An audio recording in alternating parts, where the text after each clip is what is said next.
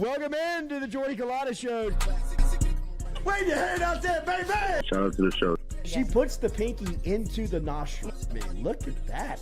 Healthy competition, there's nothing like it. Y'all grow up. The line's wrapped around the stadium. Different strengths. I just lost a tooth. It's going to be fun. You know, we might have a story. I love what you're doing. Ogeron wants to take us fishing this afternoon. Sharif, you play for the bad boys of the SEC, man. We don't apologize to anybody. A lot of people are saying you're going to be wearing number 7. I don't really know. I want to. He look crazy, Bill. Good feet on the old man. This is come back.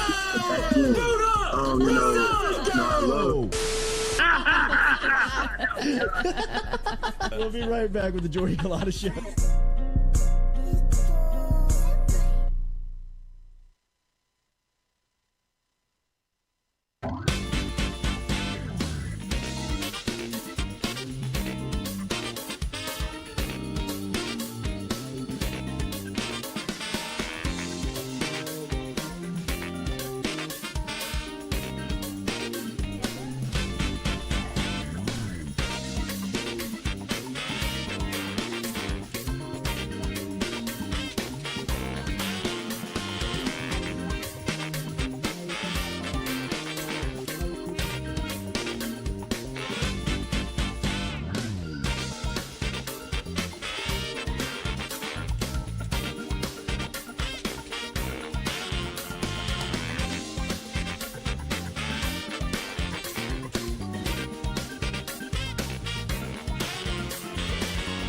All right. Good morning, everyone. Good morning. Welcome to the Jordy Culotta Show. I'm the substitute teacher. Hell yeah. Today. Katie. Hey. Lloyd. Yeah. Noah. Your worst student. Yeah. Student. Stewie over here. Your second to worst student. Actually, not a student at all. Not a student at all. Graduate. Congratulations. Congratulations. Stewie has graduated from college. He finally figured out it was a ruse. Yeah, it was. Had to wait 5 hours just to get a thing with no paper in it. They hoodwinked me. They mail it to you. Bamboozled. Well, no, it's a great moment, man. Walking across that stage and knowing you're done with that stuff. Man. It's a great feeling. I know that when I graduated, it was funny. A lot of people worried about their GPAs, and when I got into the profession, no one asked me what my GPA was or any of that stuff. If you're in the medical field or trying to become a lawyer or something, a little more important. I guess. But what was your GPA, Stewie? Why would I tell the people that? It's undisclosed. That's It's private. enough to graduate. Yeah. High enough to get a piece of paper. I don't even know what I graduated with. I just did it to keep tops, and then the last year I was like, I'm out. Yeah. Whatever happens, happens. Whatever happens, happens. And here we are today. All right. Well, hopefully everyone had a great weekend. Perhaps you're coming out of the Christmas party fog. If you had a Christmas party this past weekend, hopefully you made it out of it without HR slapping you on the wrist or getting any kind of trouble. You know, like, hey, going to grab the mic from the DJ and say, hey, while we're all here, I got a few things I'd like to say. No. But anyway, we got a lot to talk about today. Carol, I never liked you, by the way. A lot happening. LSU will play in the Citrus Bowl 2 weeks from today, as a matter of fact. I know Channel 9 will be leaving to go there on December the 27th. The team is leaving very early to go to the Citrus Bowl. I had heard. Are you going with them? I don't travel with the team. Okay, but I mean, are you going on the 27th? Well, when the team arrives, I'm supposed to be there. Oh, wow. Yeah, that's kind of my job. Like when they get there, you're supposed to be there to cover all the events. You know, through the years we've Shoot them off the plane, Jacques. Hurry up. Get there. You know, they'll definitely be shooing me off if I'm by the plane. What are you doing here? But you know, over the years we've seen them do different events. You know, I've covered the team. I've been at Channel 9 over 2 decades, so I've been to a few of these bowl games, and you know, they go to the aquarium in Atlanta. They have different events, but wow, to get there on the 27th before the game on January the 2nd, I guess they're going to go to Disney and do some cool things. And starting with LSU news right off the bat, and we'll have Mike Scarborough joining us in a little bit, but we saw last night that Jack Besh announced, former LSU wide receiver, that he'll be going to TCU. We had heard that early in the process, and it came to fruition last night. He sent out a nice graphic of himself in purple, again, continuing the purple with TCU, and plans on catching a lot of passes for them. So he's moving on. And then from LSU's perspective, LSU lands a transfer commitment, Alabama receiver Aaron Anderson.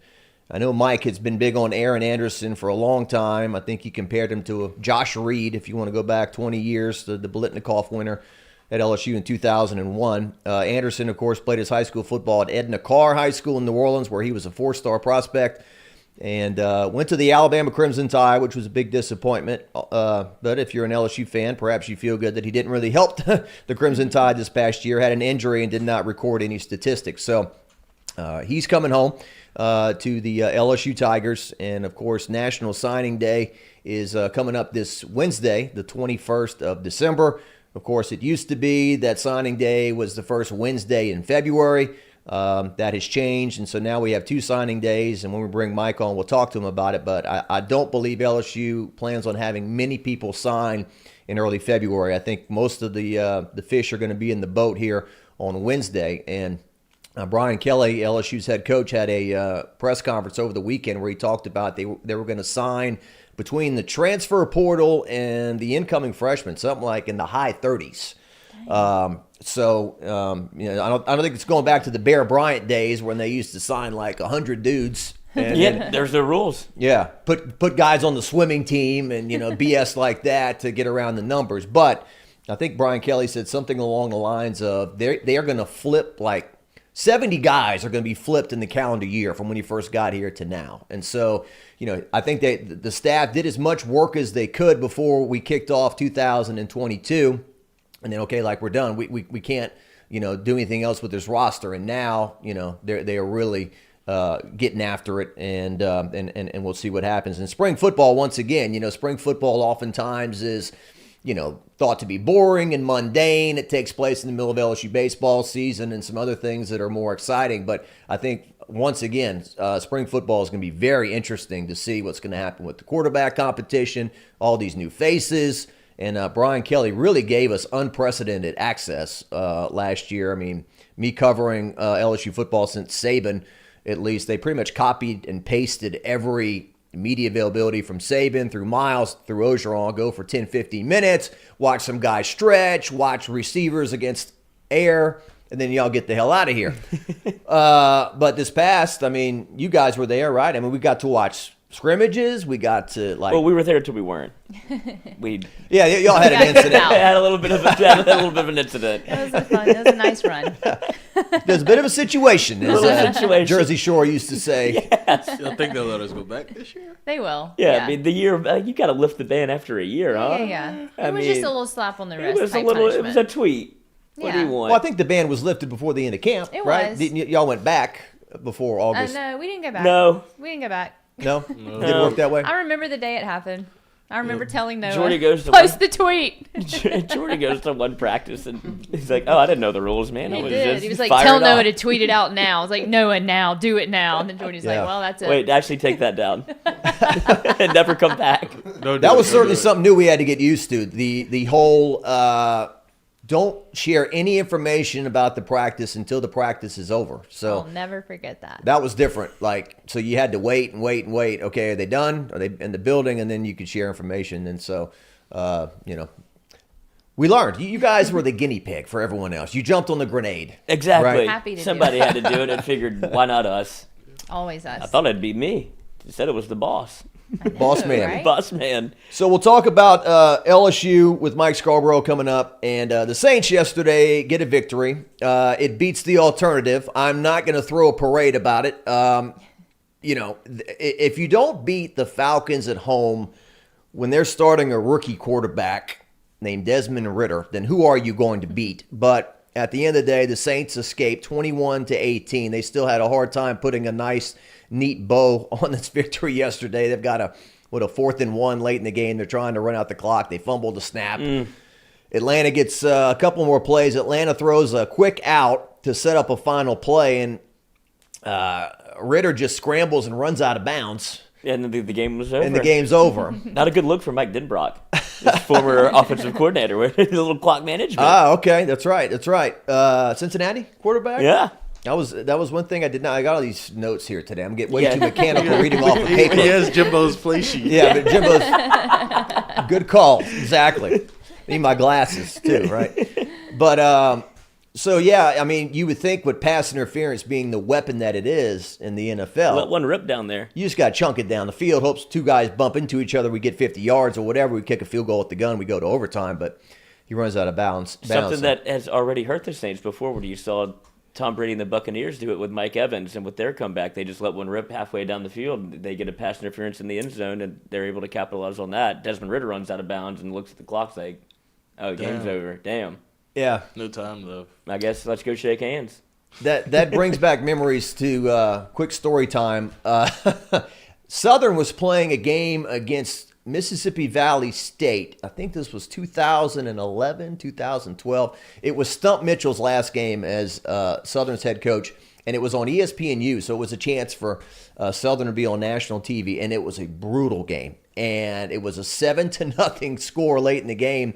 Same thing. And Southern was kind of in scoring range, like at the 35 to 40. And a guy ran a quick out, caught it, ran out of bounds, time expired, tossed the ball to the ref, and that was the end of the game. It's like, all right, we're losing 7-0. Throw the ball to the end zone. Anyway. 7-0 Could have got to there. So Stump Mitchell was fired the next day, I think, by William Broussard was the AD at the time. But anyway, 21-18 Saints win. Andy Dalton was efficient. He was 11 out of 17, 151 yards, 2 touchdowns, both of them to Jawan Johnson. 4 catches, 67 yards, 2 scores. Taysom Hill did his part. He was 2 for 2. He threw a 68-yard touchdown to Rashid Shaheed. You can say anything you want. I thought it was Raheed. Folks, I drove over here. It was dark this morning. I'm still waking up. Okay. Alvin Kamara, 21 carries, 91 yards. That's one of the disappointing things about this Saints team is that going into the year, we heard all this talk about Kamara and his Vegas problems and that, he might miss 6 games. And he hasn't missed any games because of that. And here the Saints sit at 5-9. Overall. And so Ridder on the flip side for Atlanta, he threw the ball 26 times for a total of 97 yards. That comes out to 3.7 yards per pass. Not good. And so I guess what's interesting about that, guys, is that the Saints, despite the fact they were going up against a rookie quarterback who didn't eclipse 100 yards passing, the Saints still got gouged for 231 yards rushing. I mean, certainly don't you think if you're playing a rookie quarterback, hey, let's stop the run, make him beat us. They stopped him, but they give up 231 on the ground. So once again, even in victory, the Saints' defense a little disappointing, I think. Mm-hmm. Lloyd, thoughts? Look, you're about to learn something about me. I've given up on the Saints. The only interest I have in the Saints, I went straight red zone and Charlie Woods yesterday. I was watching Tiger and Charlie in the PNC Championship. Thought that was more interesting because what's the point of watching them? There's nothing to really gain from it. It was nice to see Alvin Kamara play well, but you have a 4th and 1. And you have Taysom Hill, and understand, I'm a big advocate of going under center, but not for the first time all year. And he fumbles the snap. You're just basically trying to give every game away. And as talented as the Saints are, and for all the things that they did in the offseason to make it interesting, like signing Tyrann Mathieu, bringing Jarvis Landry in, all these things, and Alvin Kamara obviously a stud. All of these things are very sexy on paper, but then when you see the way the team's coached, you're just like, bring my real dad back. I need Sean Payton to coach this team. And the Andy Dalton show isn't for me. You see what Taysom Hill can do, even good, just 2 for 2. But how much better did that look than Andy? It's just one of those things where it's what's the point? You sound like all the fans that were in there yesterday because I was at the game and everybody around me started off the game screaming F Dennis Allen. Moms were putting earmuffs on their kids. People were so angry. But they were wild. And it makes you wonder if they brought had the Christmas spirit, huh? Exactly. Yeah, it makes you wonder if they brought those guys in almost as here's look over here, like Kansas City Shuffle. Oh, we signed Tyrann, we signed Jarvis. The team's not going to be good, though. Mm-hmm. Well, and I guess the Saints are 2-0 against the Falcons, and they're 3-9 against everyone else this year. And the season opener, it was misleading, but it was accurate at the same time. Because, that was the book. The Saints were awful for 3 quarters. They made this miraculous comeback. I'm going blank on our big-name wide receiver who got all the money and hadn't done anything. Michael Thomas.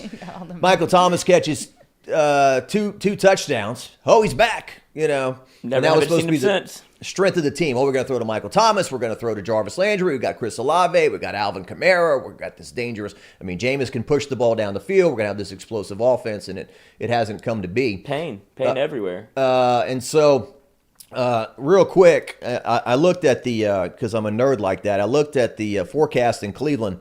on Christmas Eve, in which the Saints are playing the Browns. It's going to be a high of 16 and a low of 10 in Cleveland on Saturday, at least the early outdoors and the windy elements, probably. So the Saints could make the playoffs at 7-10. Catherine Terrell, I'm plagiarizing. I'm grabbing a screenshot right off your article, Catherine. As long as they've got to win out. Okay, they would need the Buccaneers to lose their final 3 games, the Panthers to lose to the Lions, and the Falcons to lose to either the Ravens and the Cardinals. That could happen. It could happen. Just like I guess there are couples out there who surprise their significant other with a $50,000, $60,000, $70,000 car on Christmas Day, like they do in the commercials. I guess that does happen, right? Somewhere that happens. It happens somewhere. Yeah, you live in this fantastic house, and now you have a new Lexus with a bow on the hood. It's like December to the remember. Stepford family. Yeah, who's paying for this? It makes me think of Goodfellas and Ray Liotta. Karen, Karen, we can't afford that car, Karen. What are you doing? So anyway, it could happen. But the Saints haven't won 2 straight games all year, right? So why would I think that they're going to do it now? I don't want to be Debbie Downer. I'm glad the Saints won, but and you don't see Tom Brady losing 3 straight, right? He got Joe Burrow yesterday, which it felt like a little bit of passing of the torch with Joe Burrow and Tom Brady, where Tom Brady essentially got Tom Brady, where he saw kind of maybe it looked like he was looking into the mirror a little bit, but he looked 20 years younger. Where Joe Burrow just kind of snuck up behind him in the mirror and slit his throat. And he was like, "Oh wait, I'm not the only killer here." Did y'all see when they asked Joe Burrow, like, what does it feel like playing a legend? Are you thinking about this, like going into it, just the fact that you're playing against this legend? And he goes, "Not really." That was so awesome. They asked him if he was going to do a jersey swap with Tom and get his autograph. He goes, "No, that's not who I am." It's so awesome. Like, bro, I ain't playing Tom Brady. I'm playing the Bucs. No, and Tom Brady's playing me. Like, yeah, you better worry about me. I pack that thing on me. Maybe in the off season when he's not so much in the moment that they'll I'm do sure something they like have that. some sort of relationship, but he's not going to placate to that type of thing for TV. You saw him on the Manning cast where he wasn't really that interesting. He's like, I'm about football. Yeah, it's not about. He's not trying to be a star. He just is one. Yeah. Kind of like the Pelicans in the playoffs. Alvarado. Last year when he's going up against Chris Paul, hey man, I respect this is one of the greatest guys of all time and this and that, but we're out here, this is war. I'm going to get in your head, I'm going to piss you off, all those different things. Do we need to take a commercial before we go to? Let's break before we get to Mark Scarborough. And don't forget, we're brought to you by Barker Brothers Plumbing Works. They have no social, no website. You have to call them, 225-776-2431. Mention the Jordy Culotta Show and save 15%. That's Barker Brothers Plumbing Works, #1 and #2 business. Don't tell that guy that went to your house. She had a guy that did a Christmas party and some guy clogged her toilet and left. He did. He left. And then he had he to came come back the next day for his jacket. I would have got my jacket. Jacques' too. face. Like, is this how y'all take a break? He clogged it with a t-shirt or something, or no, this came from the. This was a #2. Wow. In the bathroom right off my kitchen in the middle of the party. Like, this is not the bathroom. Straight out of Dumb and Dumber, huh? Yeah. Exactly. Could have went upstairs. That's what I'm saying. And just go upstairs. Don't even ask. Just I go. would have went upstairs. Well, fix the problem before you leave, right? Well, I think you or do the problem and don't come back. Just be like, you can Leave have the my jacket. I'm moving towns. I'm changing my name. Yeah. Instead, he was like, hey, I forgot my jacket. Got the Like, jacket out, bro. Yeah, you left it in the bathroom. With all the other stuff in there. What a stinker. All right. All right, let's take a break. Take a break. We'll be back with Mike Scarborough. Talk LSU football on signing day coming up.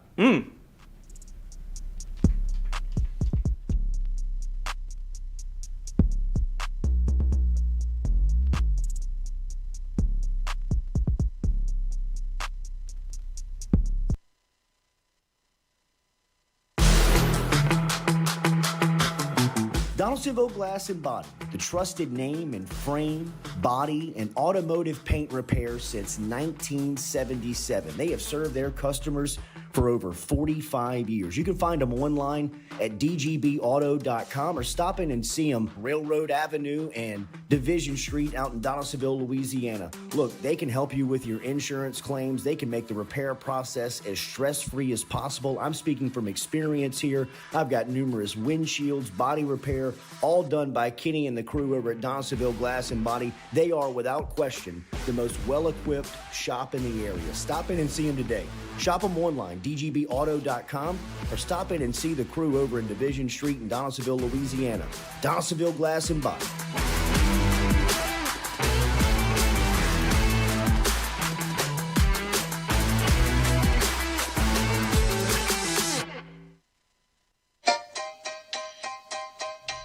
Hey fellas, it's Jordy Culotta for my friends over at Men's Total Health. Guys, do you suffer from fatigue, decreased libido, erectile dysfunction, weight gain or loss of muscle mass, signs of depression, anxiety, hair loss, mental fog, general loss of interest? Then you might be suffering from low testosterone. Go see my friend Mike Roach and his great team over at Men's Total Health over in Metairie at menstotalhealth.net online. And stop in and see how they can change your life today. A simple shot and some knowledge from Mike Roach can get you back up, moving with your energy, get your sex drive back, build your muscle mass, make you feel young again. All online, menstotalhealth.net.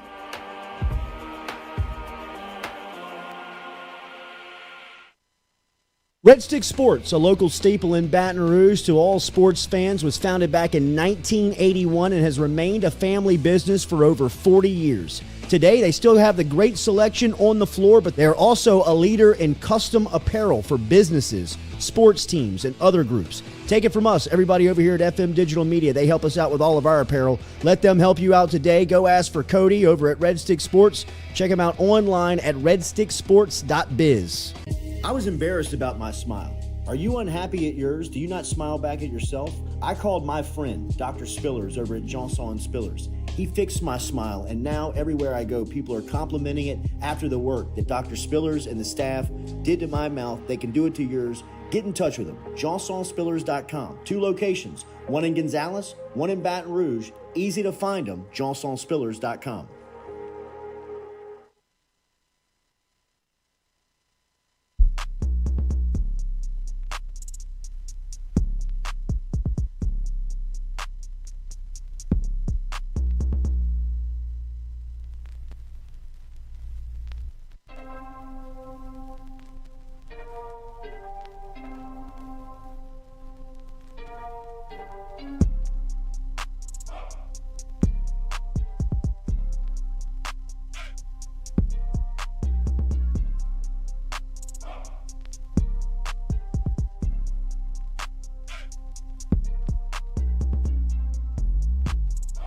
All right, welcome back to the Jordy Culotta Show.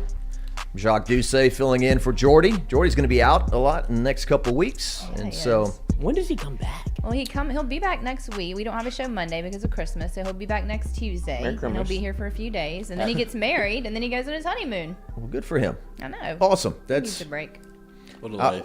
We were talking before this. There's no really, I mean, besides the end of LSU baseball to Saints training camp and sometime around Christmas, there are really no slow sports times of year around here. No, July. Some people punch out during football and say, "Oh, it's getting quiet for you guys." Yeah. Oh, we're gonna find content. Yeah, there's always something to talk about. Matt McMahon's about to get the spotlight because LSU basketball gets a win, but that's when you start kind of circling the other things around because LSU football carries us, obviously.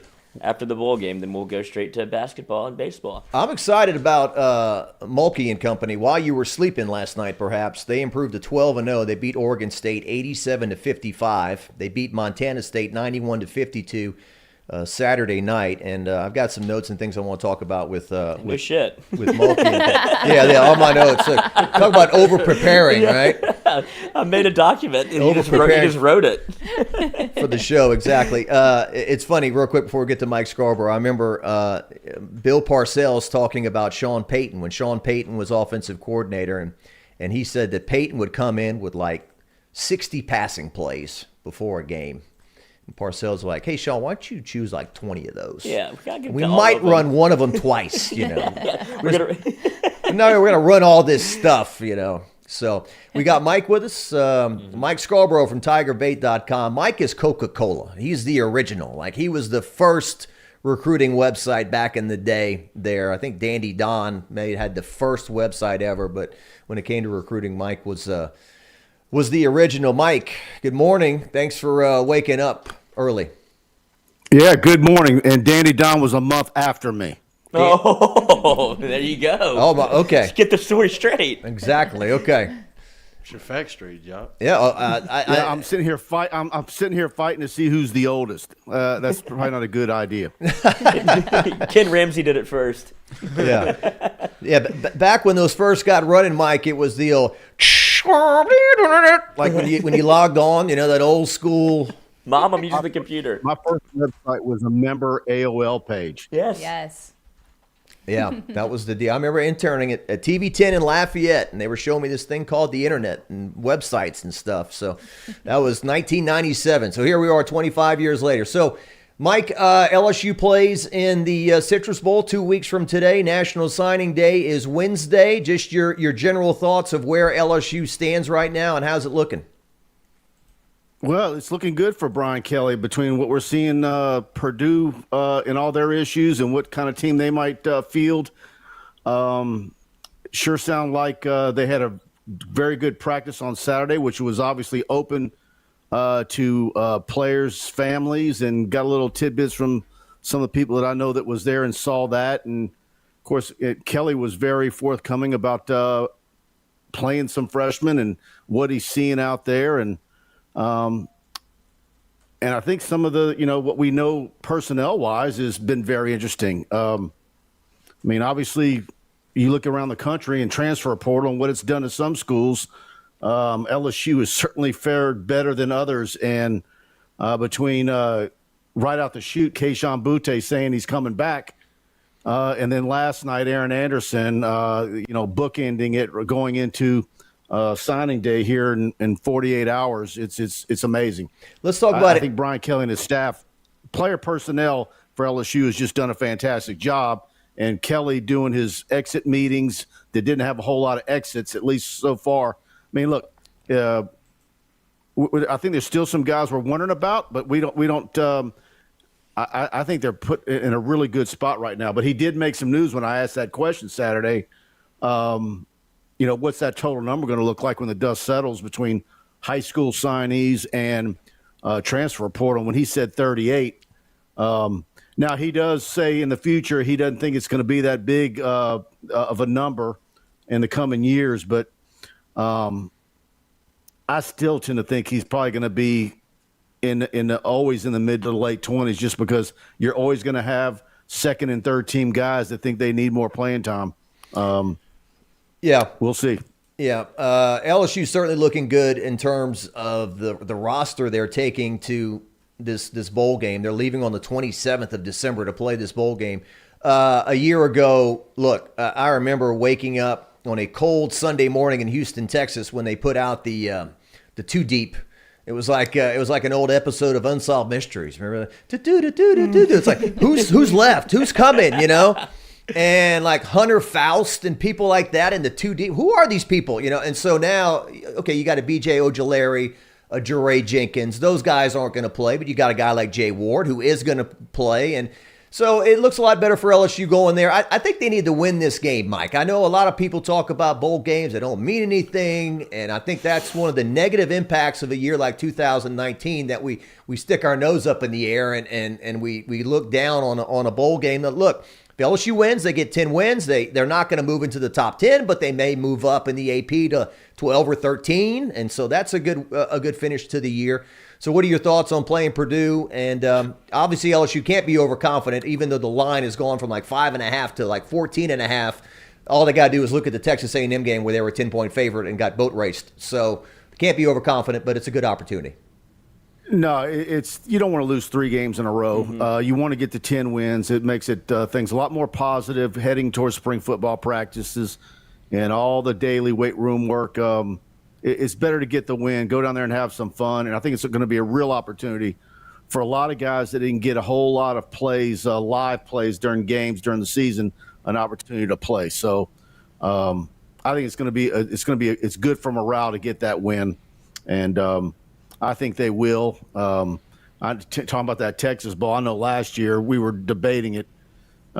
You were just adamant how you wanted a bowl game, and I knew that you like getting on the road and going. I said, man, that is not going to be nothing but bad news for LSU, and they need to get out of it somehow, fake a COVID run, whatever it has to be. Yeah. But Well, hearing what I heard, I think they even tried to get out of it, and the SEC wouldn't let them because they had gotten out of the bowl the previous year. That's what I was going to say. I think they did not want to go, but the SEC said, no, you're going to play so we can put you on TV to get massacred by Kansas State. And get the money. Yeah, get the money. An empty stadium. I mean, Kansas State was celebrating like they had beat the 2019 Tigers. That was so embarrassing in that game. They were jumping around, and they were strange thing. Then LSU throws that 81-yard touchdown on the last play of the game, and Kansas State's like, "What are you guys doing?" You got Brian Kelly in the booth, and that was the most riveting part of the game. Was that going to be the kickoff of what kind of year Chris Hilton might have? And we're still waiting to see what Chris Hilton's going to do at LSU. Quick thoughts. Okay, 2 wide receivers to talk about. One, we got Jack Besh going to TCU, and we got Aaron Anderson. You've been high on Aaron Anderson from the get-go. You were grumpy when he went to Alabama. You said, dang it, this is a guy that could be another Josh Reed or something like that. So let's talk about Anderson first. Well, yeah, Anderson, 5'8", 5'9", about 190 pounds, and I'm watching him yards after the catch, with some runs that were very reminiscent of Josh Reed, and I asked Aaron about that, a year and a half ago, and he goes, yeah, I went and pulled him up, I guess when I told him that, or he heard I was comparing him, but he compares himself to Tyreek Hill. So LSU's return game, punt return, kick return, I was trying to find his stats, return yardage for both punts and kicks.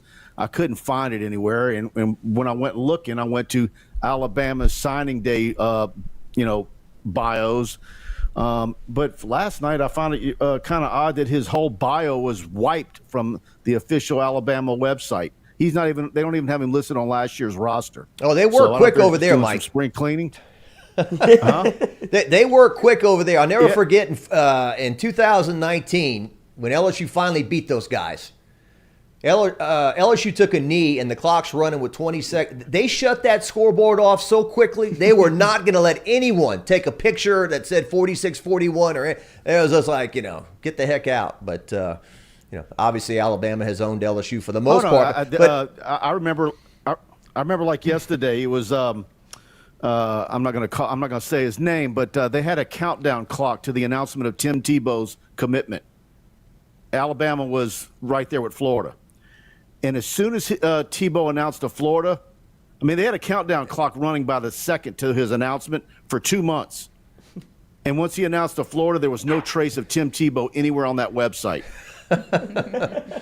That's how they roll. Yeah. When they lost to ULM that year, whatever year that was, they lost to ULM. The next day, the front page photo was how good the punter punted. The story. That was their headline. You got to find good news somewhere. And look, and I guess I'm kind of wearing crimson today, but and I don't want to be the LSU guy that covers the team wearing purple and yellow and stuff like that. I've done that, okay, and hating on Alabama. But Mike, I'll never forget 2015. LSU goes over to Tuscaloosa. They're 7-0.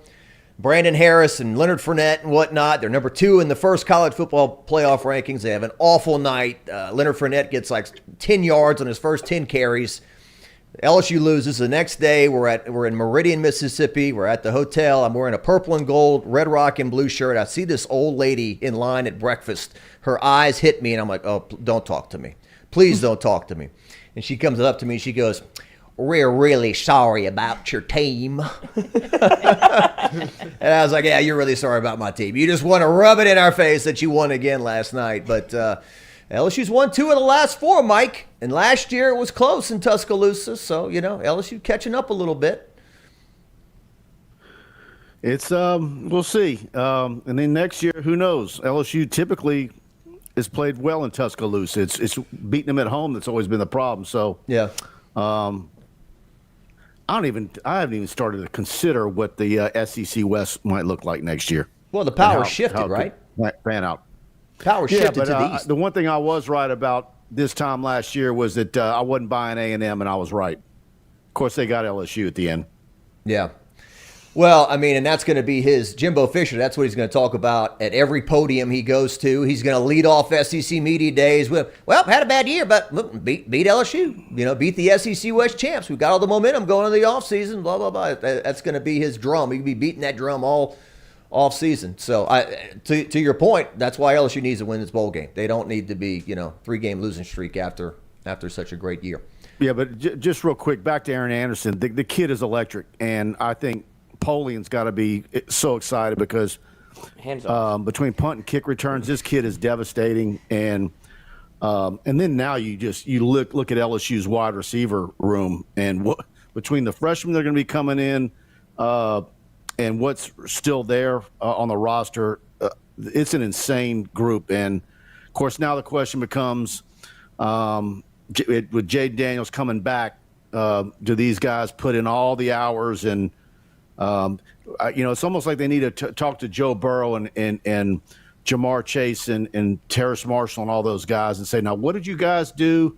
How many throws did y'all make every day in the off season? Where did y'all do it at? And just mimic everything they did so they can all get on the same page. Jaden hadn't made it official yet, but it seems no one has told me that he's not coming back. I mean, it seems like it's understood that Jaden Daniels is coming back. And Nussmeier also. Which was a shock to me. I was, on my show, it was all year long, people sort of getting mad at me when I was saying, no, he's going pro. But the last week of the regular season, it started to become starting to hear things. And then, of course, 2 weeks ago, that's when when Jack hit the portal, that's when all the hubbub started with, is there something going on with Walker Howard? Well, what was going on was everybody in the building realized that both Daniels and Nussmeier were coming back. So then it becomes an issue of reps in spring. Yeah. And how do you divvy those up? And plus you got Ricky Collins coming in. Joe, it's a great problem for Brian Kelly and Joe Sloan and Denbrock, but it's also you got to do it the right way and keep some guys happy. But it's going to shake out in the spring. Certainly Nussmeier's second half in Atlanta has him feeling darn good about where he's at and thinks that he can win the job. But you got to give Walker Howard his opportunities. And of course, Kelly on Saturday said that he looked really good in the red zone. Yeah, you mentioned a little bit of Walker Howard, but I was going to ask you. He also updated us on Jaden Daniels and said if we played this weekend that Jaden Daniels would be a go. Who do you find to be the starter for whenever the bowl game does arrive? Do you think it's a Jaden Daniels, or do you see somebody like a Nussmeier get a shot, or even a Walker Howard get a shot? Well, if Purdue comes out there and is a shell of themselves, and LSU gets rolling, can it get to that? Go down the line that far where you can not only get Nussmeier in there, but you can see Walker Howard. That would be ideal for Brian Kelly and his offensive coaches if they could actually do that. But it's, there weren't many opportunities in the whole season to get the second guy in. So it's going to be that would be ideal if they could do that. And I bet you they try to do it if they can. And not just let the guy hand off. We saw Walker one time against Southern. It was nothing but handoffs. Yeah, and he pulled one quarterback choice, I believe, and got a couple of rushing yards. But I'm just more interested to see if it's going to be an open audition almost for Nussmeier, and you don't know if Jaden Daniels needs to take that opportunity as a chance to almost audition for the NFL draft. Yeah, I don't know. I just kind of think that when you get to the spring, you got to throw it wide open. But then who gets the majority of the reps of the ones? How are the twos divvied up? And to me, I think the Howard camp is fine with Daniels coming back, but they want an equal opportunity as Nussmeier to be the number 2 guy. And so, are you able to give the same quality of reps with the twos?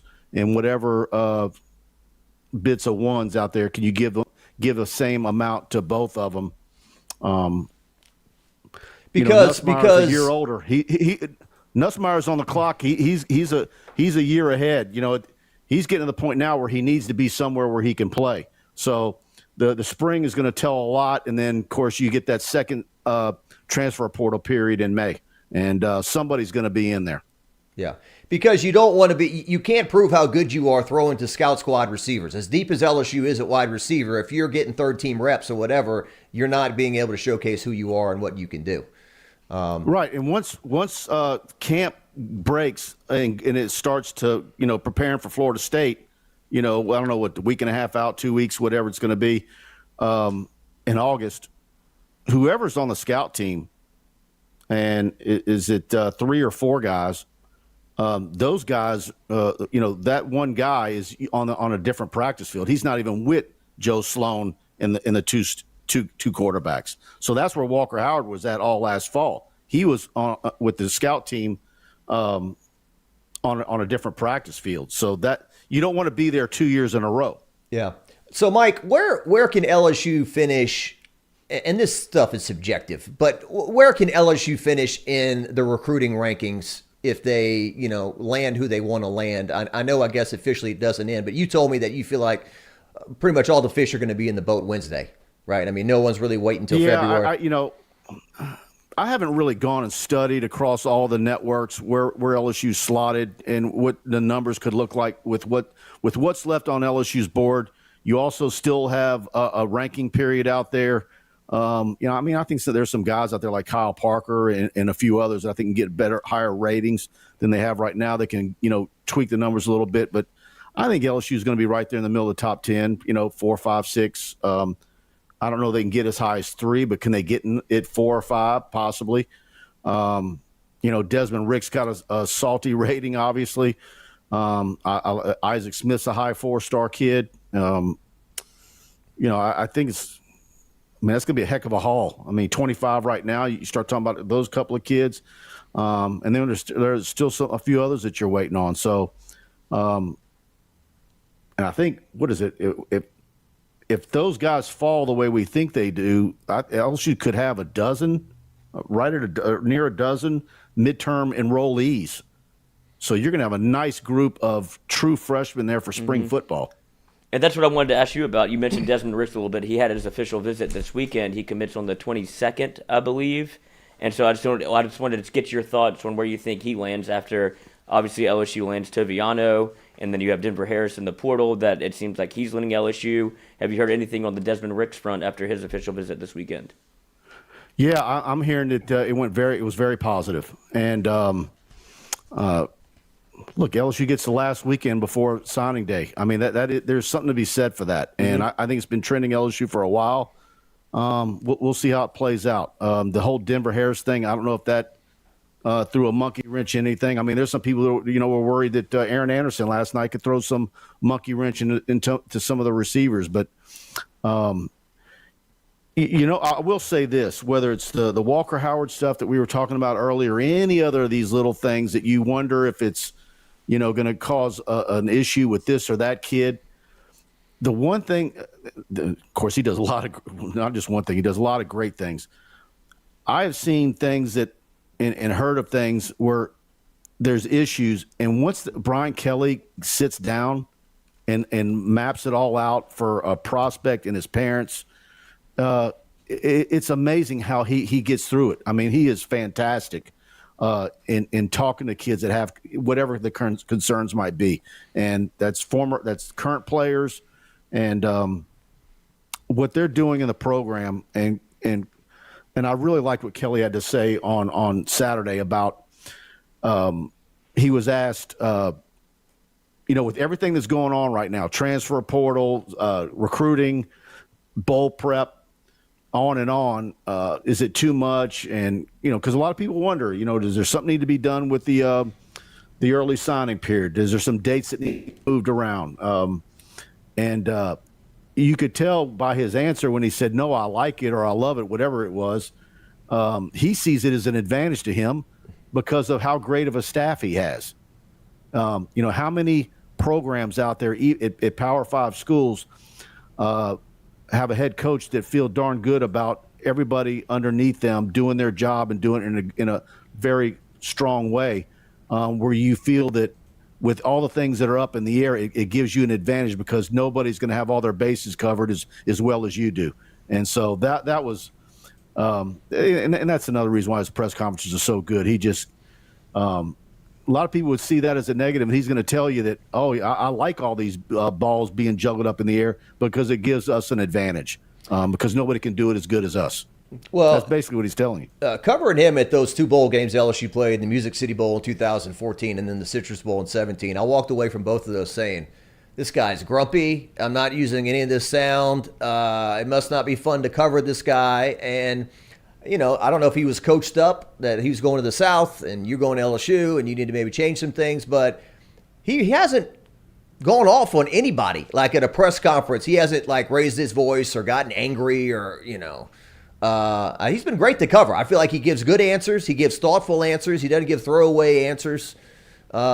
So I don't know if you feel the same way, but that's kind of the way I've seen it. He just had the one fight, right? No, on Florida State after the Florida State game. Where if he won, maybe I'd be on time. That was about it. Yeah, and that was that was the little exchange, and he didn't even really get angry. He just kind of and that was a case. No, and even when he is. I think there was something in a post game was maybe with Cobble where he got a little salty. I don't, I'm not. Yeah, about the quarterback. Disagree. Yeah, we see it differently. Yeah, but even then, he does it in a dry manner where you can also laugh at it. Yeah. Right. Yeah. So I don't know. I think he's, for somebody who loves a dry sense of humor, I think he's fantastic. And the way he comes in and needles us a little bit, I love it. And so he's been a pleasure. Yeah, I agree. And so we'll see moving forward with all that. The running back situation. So Josh Williams, who we're going to have on the show here in a little while, he graduated. He's got 2 years of eligibility left. Coach Kelly has said, look, our running back depth is not where it needs to be. John Emery finally delivered the electric plays that we've been waiting for on a more consistent basis. The Alabama catch and run, the Auburn run where he was met dead to rights in the backfield and somehow got out and found the end zone.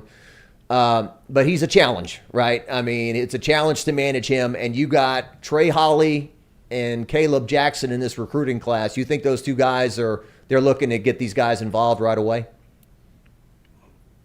Absolutely. And that's a position where a running back can come in and play real quick. I also we'll wait and see. I've thought for a while that when you talk about transfer portal positions, it'll be after spring. But I think at some point there's a good possibility that you could have a transfer portal running back added to the mix, depending on how the numbers shake out. Yeah. And you got Noah Cain to go along with him. Yeah. Armani Goodwin, man, he's been good. He just can't stay healthy, He's been electric when he plays. So we'll see what happens there. It's and Caleb Jackson's been 100% for a little while now. Trey Holly, obviously, Union Parish made another run in the Superdome, but he's fantastic. I think that running back group is going to get healthy in a hurry as far as the type of quality you see, 1 through 3 or 4 that you're used to seeing at LSU. All right. Anything else on the LSU football front that we need to talk about or mention? No, it's going to be a busy week. Like Lloyd was saying, you've got signing day on Wednesday. Rick's is going to go down on Thursday. Yeah, so it'll go. It'll go. A little bit longer. So now we wait to see if we're going to get Brian Kelly either on Wednesday or because there's a straggler on Thursday. If we're going to get him, if you remember, we didn't get him on signing day last year. Yeah. So are we going to get him later in the week? Or maybe will he just combine it with a post-practice press conference and also go over the recruiting class later in the week? Yeah, and that was part of us getting used to him, too. I think it's one of those deals, too. I think probably he didn't do it last year, but I suspect in the rotation of the various networks that, and ESPNU, I suspect you'll see a lot more of Brian Kelly making those type of shows this year that he didn't do last year live on signing day. I think Lloyd has another question. And I got one more to follow up. Just gut feeling from you, Mike. What do you think of Jaden Daniels' chances of going to the NFL draft? And if he does so, do you think that LSU has any interest in signing or adding a quarterback from the transfer portal, or do they rock with Garrett Nussmeier and Walker Howard? And Ricky Collins, obviously. I think Jaden Daniels is coming back. Everything I got is that he's coming back. But can he change his mind? He sure can. But if he does go pro, We were running scenarios throughout the season. If Daniels was not in the mix, or chooses not to be in the mix, and you go through spring football, and depending on how it would shake out, then you would probably, depending on what the scenario was, let's say Walker Howard beat out Nussmeier, and Nussmeier hit the portal. Well, you would certainly go to the portal and see if you can get a quarterback if you're LSU, just because you wouldn't want to go into the 23 season with a redshirt freshman quarterback and a true freshman in Ricky Collins. Those guys being your two. So it's they've really got a really good scenario right now if they manage it very well, and I think Brian Kelly will be able to do that. Well, it's an interesting dynamic. If everything stays the way we think.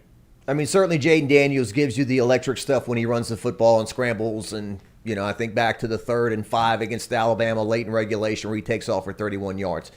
But at the same time, Malik Neighbors, Brian Thomas, are these guys being utilized to the best of their ability? And in the SEC championship game, we see Nussmeier put up almost 300 yards passing in one half against, the defense in the country, that had given up, I think, 12 touchdowns in 12 games. So that's the question. Are you maximizing your resources at wide receiver, whoever plays quarterback? So, yeah, is there, if you could look into a crystal ball and say, okay, if Jaden Daniels is a starter and he stays as healthy as he did in 22 through the 23 season, what is the ceiling for a one-loss record regular season? I don't know. And versus if it was Nussmeier or Walker Howard, do you maybe have one less win or two less wins, but your wide receiver room is much happier? Can Jaden Daniels, you can get the whole argument where you say Jaden Daniels, after playing 4 years of college football, he is what he is. Mm-hmm. But he was much better this year than he was at Arizona State his third year. Yeah, and then you can flip it around and say, to be fair, he's had 4 different offensive coordinators and all that kind of stuff, and now he'll, for the first time, be in the same offense with the same coaches 2 years in a row, and then you can give him that benefit of the doubt. So, but I don't see where I don't believe that people will constantly say, are we heading towards a 2-quarterback system? I don't see that happening. And real quick, where do you see Aaron Anderson fitting in more? Obviously, as a returner for both punt returner and kick returner, it seems to be that is his, that was the reason for bringing him in. But where do you see him fitting in the receiving room? Do you think he kind of makes an impact there as well? Because I don't think he would jump ship just to become a special teams ace. I think him in the slot and what he can do in space. Now, because he is 5'8", 5'9", you've got to get him in some open areas and find him. But he's a weapon, sure-handed. I went back last night when we were putting together the story and sharing, finding some old video stuff that we shot and other highlight tape, and you just seeing what he can do once the ball's in his hands, and sure-handed, even for a guy who's his height, going up on 50-50 balls. He's devastating. Ask John Curtis and Karen Crow and many other schools about what Aaron Anderson did to them in some playoff games and some state championship games. The kid is fantastic. And, that group last year, Aaron Anderson, Shaz Preston, Kendrick Law, who all ended up at Alabama. Jacques alluded to it earlier. I said that was, I thought Aaron Anderson was the guy that got away. That he was the one that LSU fans should be the most sick about. And now you get him back. And look, I know last year, of course, Frank got on the job, probably early December. What was the date? I think it was December 5th that Kelly was hired or something like that. Yeah. Right. And then when did Frank get Frank was probably one of his first hires. But he didn't have enough time. Frank didn't know Aaron Anderson. Had Aaron Anderson been a February signee and not a midterm grad, I think Frank could have gotten him, and the trip to Alabama might not have happened. But either way, Frank Wilson gets him, and that's you want to talk about transfer portal wins. I think there's going to be some more guys, obviously, when Brian Kelly says they're going to get to 38, but that's a darn big one. And what I know about him, too, having been on a car sideline and watched the interaction of those kids with Aaron Anderson on that team, he is also a great teammate. His teammates love him. He's that kind of kid. So, right. And if you notice, you can just go look at his Twitter feed. He's not a Twitter guy and needs a lot of attention. He's a football player. So that's an absolute huge pickup, and I know they're absolutely happy in the LSU football building. All right, we're coming up on the top of the hour. Almost out of time with you here. A couple shifting gears real quick. Since I know you're a big Cincinnati Bengals fan, who day? Who day? Who day? Who day? I root for the Bengals too, but this who day, it's ridiculous, Mike. Over who dat? Who dat is the real thing. Who day doesn't. Come on. I hear they had it first, Jacques. Nah, that's what Charles Alexander, the great Charles Alexander, Heisman Trophy finalist at LSU, Cincinnati Bengal. But look, I was thinking real quick. So the 2019 Heisman Trophy ceremony, I was thinking to myself, the finalists that made it that year. Obviously Joe Burrow, biggest landslide victory in the history of the Heisman Trophy. But look at the other guys. Jalen Hurts was there. He was the runner-up, right? Look what he's doing with the Eagles, perhaps the MVP of the NFL this year. And then you had Justin Fields. He came in fourth. Look what he's doing with the Bears. Quite a collection of guys that were at the Heisman. Chase Young, I think, came in third. He got hurt last year, so his career has been okay so far. But what a collection of guys there. And Burrow leads down 17-0, leads a comeback yesterday against Tom Brady and company. Well, I was watching one of the ESPN shows. I want to see. I think it was Stephen A. Smith a week or two ago, and they were talking about your vote for the MVP, and I think they were all giving it to Jalen Hurts. Where would Burrow be in that right now? Where would he be? Second, third, fourth? They haven't mentioned him at all. They haven't mentioned him at all in this conversation. Where would Burrow be in that discussion? The Bengals have won 6 straight games, 8 out of 10. Burrow's got 3,800 yards passing, 31 touchdowns, 10 picks. He's rushed for 242 and 5 touchdowns. Jalen Hurts has thrown for almost 3,500 yards, 22 touchdowns, 5 picks. He's rushed for 747 and 13 touchdowns. So Jalen Hurts has accounted for 35 touchdowns, and Burrow's accounted for 36 touchdowns. So the Eagles are a better team on paper, 13-1.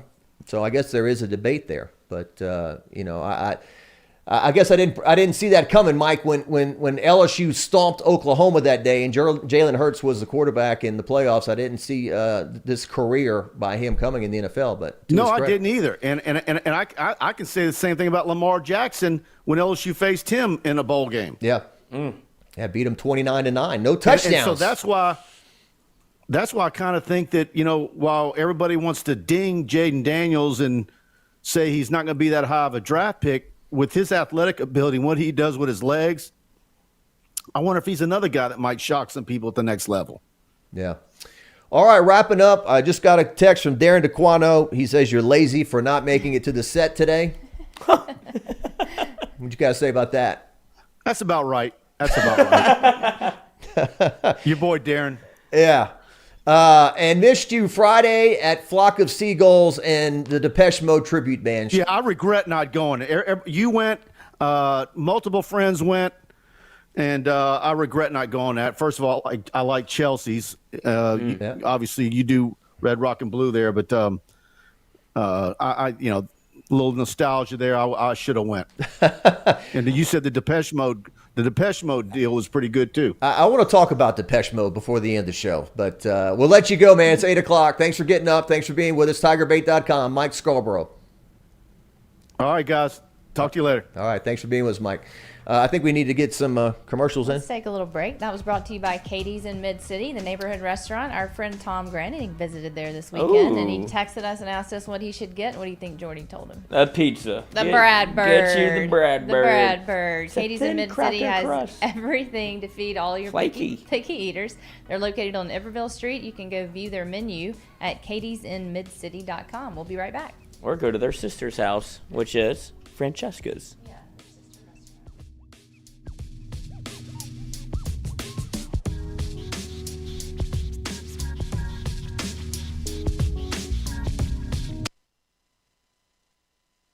In a wreck, Gordon McKernan Injury Attorneys is ready to go to work for you.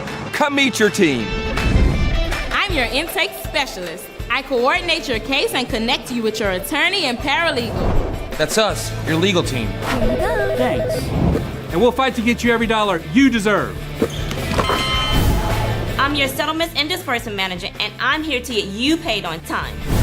I'm attorney Gordon McKernan. Put our team to work today. Just call us. Get it done.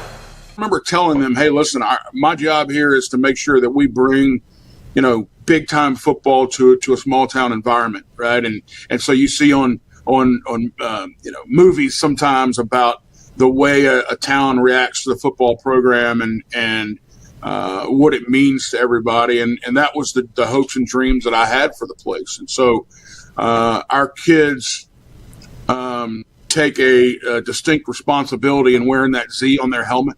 It means a lot to them.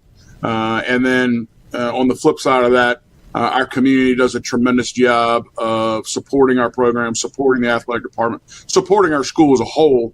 And there's really a great relationship there that's a lot of fun to be a part of. Thank you for the access, man. Looking forward to tonight. We'll talk soon.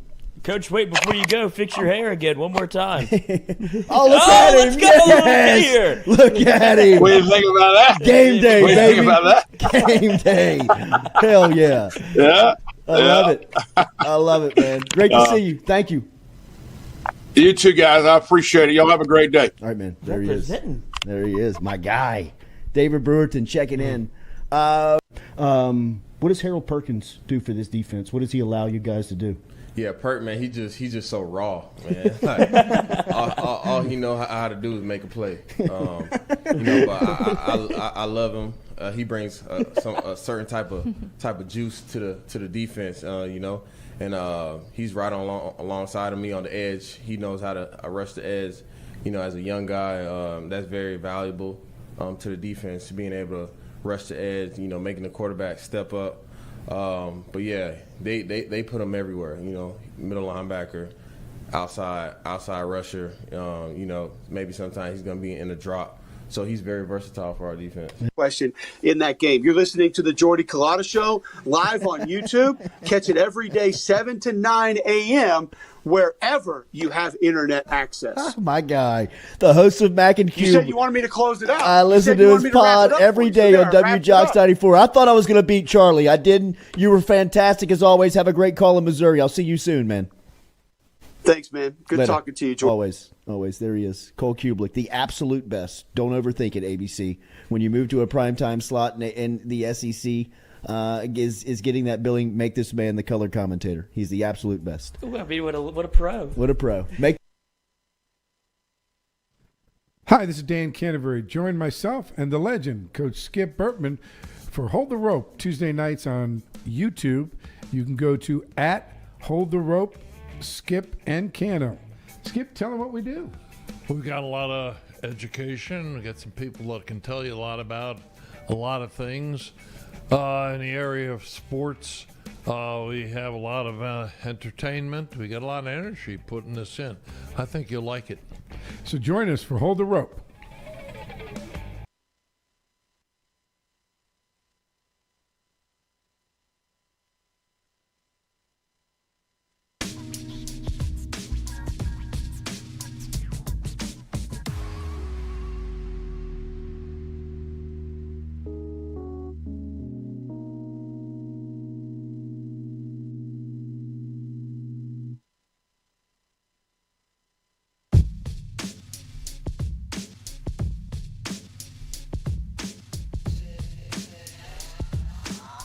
But we back, Stu?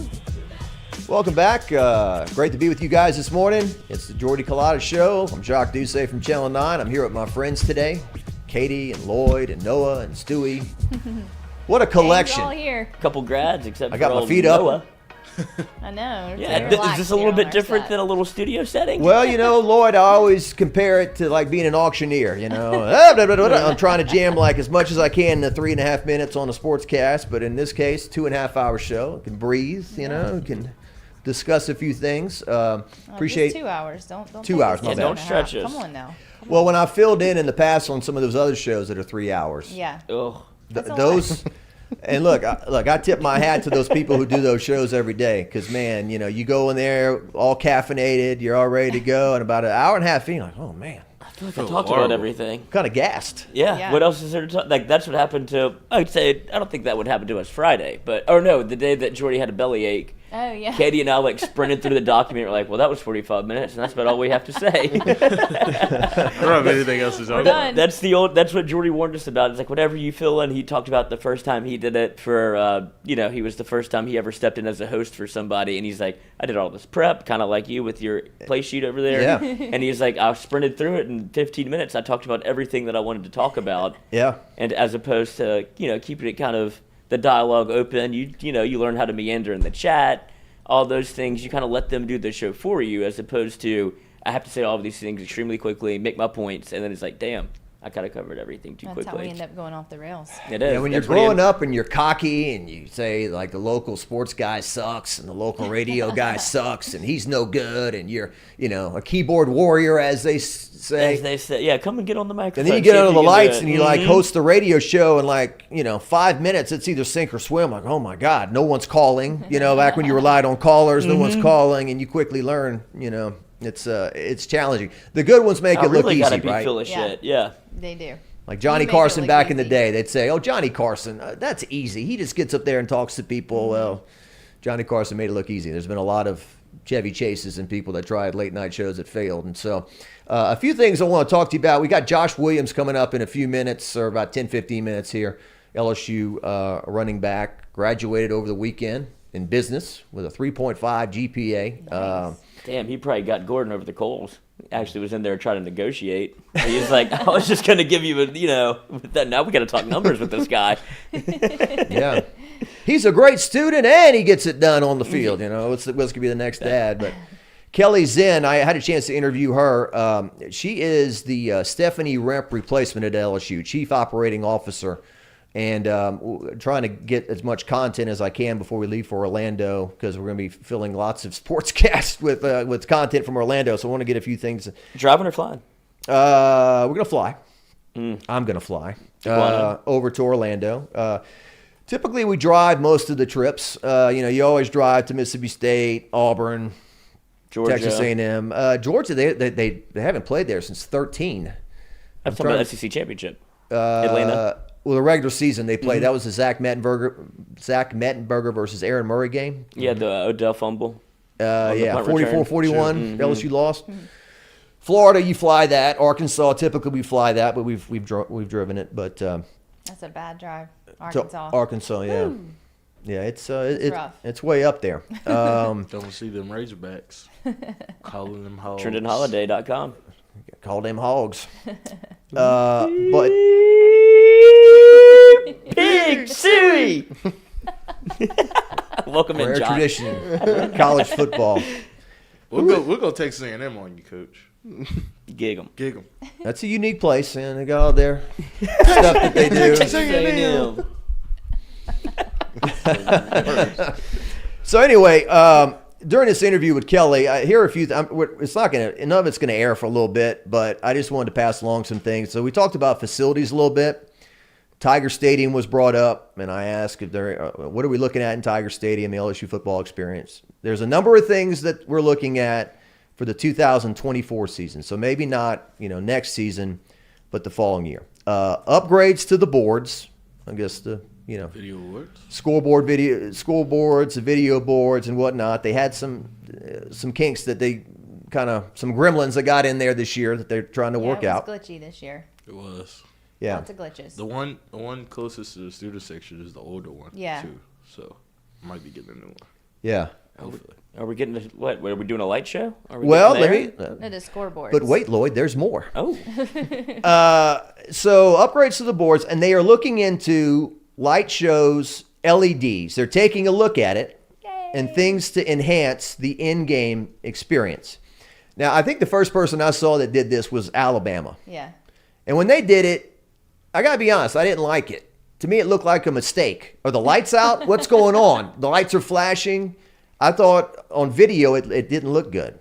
Now, so when I said that to her, she said, "Did you see the Tennessee game this year?" Mm-hmm. old guy. And so, and she said Auburn does it well also. And so it can be, quote, it can be pretty incredible experience, but you have to get it right. Yeah, you exactly. do. That's true. Wait, were you at UCLA last year? I was at UCLA when they did California Love, and I've heard Jordy talk about that many times. It was 10 out of 10. It took LSU for them to get, I think the attendance was 67,000 for that game. Now, the Rose Bowl, I think, is 90,000, 100, and they put tarps over seats and all that, and still don't, you know. Well, don't they have, like, Reggie Bush's jersey up there? They got Matt Leiner's jersey up there just in case. They got to cover up the seats. That's for USC games. Yeah, but UCLA doesn't do that. Don't they play in the same? They just cover it with UCLA. Doesn't South Carolina have a laser show too? Mm-hmm. Laser show. Wow. Well, no, they all do like the light show, but that's the thing that's the thing that concerns you. Just with the geriatrics at the LSU games, you're afraid that you might cause a seizure in the stadium. You can't be worried about that though. Well, it could happen. But you can't be worried about that. Well, I think that's the question, right? Where is the line between protecting our tradition, right? Our proud tradition. Like LSU makes one little adjustment to the helmet, and they got to send out a press release and don't mess with the uniform. We have a white helmet. Yeah, the white helmet. I mean, they do like maybe once every 2 years they do one of those jerseys, non-traditional. Whatever it was, Nike Pro, Combat, the Nike Pro Combats. But I guess if LSU were to do something like this, you don't want to do it every game, right? It would have to be a feel the moment type deal where night game, Alabama. Alabama we go into does it every game. I know, but that's what I'm saying. You don't want to do it in front of 80,000 people. You want to do it when there's like 110 in there, and it's like, okay, this place is on tilt. Now you pull out the light show. You don't make it. It doesn't have to be an every game thing. It has to be like a big game thing, right? Whenever kind of capitalize on the momentum of what's going on in the stadium, and that's what you're talking about. You have to feel it. Like it's almost like a concert and somebody doing like a light show where it's like, this is when you do it, this is when you do an encore. Like it doesn't have to be in every, you don't want to do it when you're up 30 against UAB and people are like, oh, this is not what I'm here for. Well, and here again, I don't want to sound like back in my day, but it's different now. People leave early. I mean, when we went to games, even during the Curly Hallman days, I felt like we stayed to the end or close. And now you look at it, I mean, LSU gets 7 home games this year because they played the Florida State game, so that was not in Tiger Stadium. So of the 7 home games, how many times was it really, truly the essence of Tiger Stadium, what you talk about Tiger Stadium being? For Southern, it was sold out, it was packed, but that game got out of hand very quickly. Mississippi State, C+ atmosphere for that one. New Mexico, not the essence of Tiger Stadium. Tennessee got screwed up because it was 11 o'clock in the morning, but it was a big crowd. I think they were ready to cheer for LSU, but LSU got out of it really quickly. Ole Miss was a day game, was pretty hopping, and Alabama was obviously, the peak That's of the bar right there. The bar. Where you set the bar. If you go into LSU, if you go to football ops and they show those shots at Tiger Stadium and the team run out of the tunnel, it's always against Alabama or Florida 2019. That was going to be the next one I mentioned. So out of 7 home games, Tiger Stadium was really, on its game 2.5 times? Well, and 3? I think you kind of got shafted a little bit by the schedule. Tennessee probably would have been, if you get that game at night, like either an 8 o'clock kick or however they want to do the schedule, 6 p.m., that's when you would have seen Tennessee probably a little bit in that Alabama vein where it's like, okay, everybody's here to see a show. 11 a.m. you get a late, it just feels like, it doesn't feel the same because Tiger Stadium and LSU, like, it feels like the history is tied to night games. Right. Like, you've had plenty of great 2:30 kicks. Like, don't get it wrong. Like, Georgia in, 2003? Whenever that game was probably one of the better day games of all time. But with the weather here, it's so GD hot that you kind of want to play at night. And LSU fans are so accustomed to tailgating all day. Then we're going into the stadium when they'll show up for 11 a.m. but it just doesn't feel the same. So why not have the lights at every night game? That wouldn't be every game. Right. You just do it every night game. Well, yeah, I don't think it hits the same during the day. I feel like you don't even know what's going on. No, you wouldn't. I always joke about those Saints games they played in Tiger Stadium in 2005 where they're firing off pyrotechnics in the daytime and it looks ridiculous, just smoke on a sunny day. It just doesn't when you're indoors or if the sun has gone down. So, those are the things that you're dealing with. And, what's the sweet spot of a night game? Because 8:15, you kick off at 8:15, you're not getting home till 2 or 3 in the morning. Hell yeah. Some of those older, folks, even people in their 40s and 50s, are saying, hey, leaving at halftime or whatever to beat the traffic. So 7 o'clock, I guess, is your when you want to start. The 6 o'clock kick, but I think there's some merit to that whenever it's a night game. Did she say anything about maybe the piped-in music? Obviously, we didn't talk about that, but that is to your point of how'd you reference them? Geriatrics. Mm-hmm. There are some people that would rather hear the LSU band play the entire game as opposed to, I'm from Louisiana. It's not the majority of the people. That's what I'm getting tired of. Well, you have to adapt. I like old people, but come on. Aren't we really targeting younger people in these environments? You have to placate to the people that it is a college football. But it's college football. They're the ones leaving at halftime anyway. Well, to your point, the younger people being the recruits. And, yes. The recruits of the sun, and everything revolves around it, right?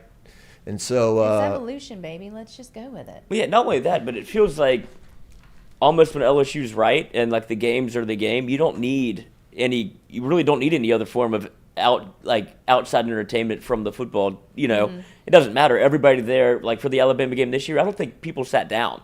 No. They were there for football. But then there's those other games that you play at night where it's what's the in-game experience that you're actually getting, and what is making you stay here aside from football? Yeah, the bells and whistles. We talked about traffic too. Traffic is biggest concern. They said they had experts visit for the Alabama game and take a look at things. Traffic experts, Katie. Traffic patterns, and the opportunities to make it better. Spent quite a lot of time and energy trying to figure that out. Look, I know people complain about the traffic and Monday morning quarterback about the traffic, and they screwed that up, and why can't they get it better? Contraflow. Look, it's the same roads that were there since 1900, basically, or 1920 or whatever, and it's more and more people. The stadium has gone from a little horseshoe of 12,000 to 102,000, and then people tailgating and whatnot. And so you only get 6 or 7 home games a year.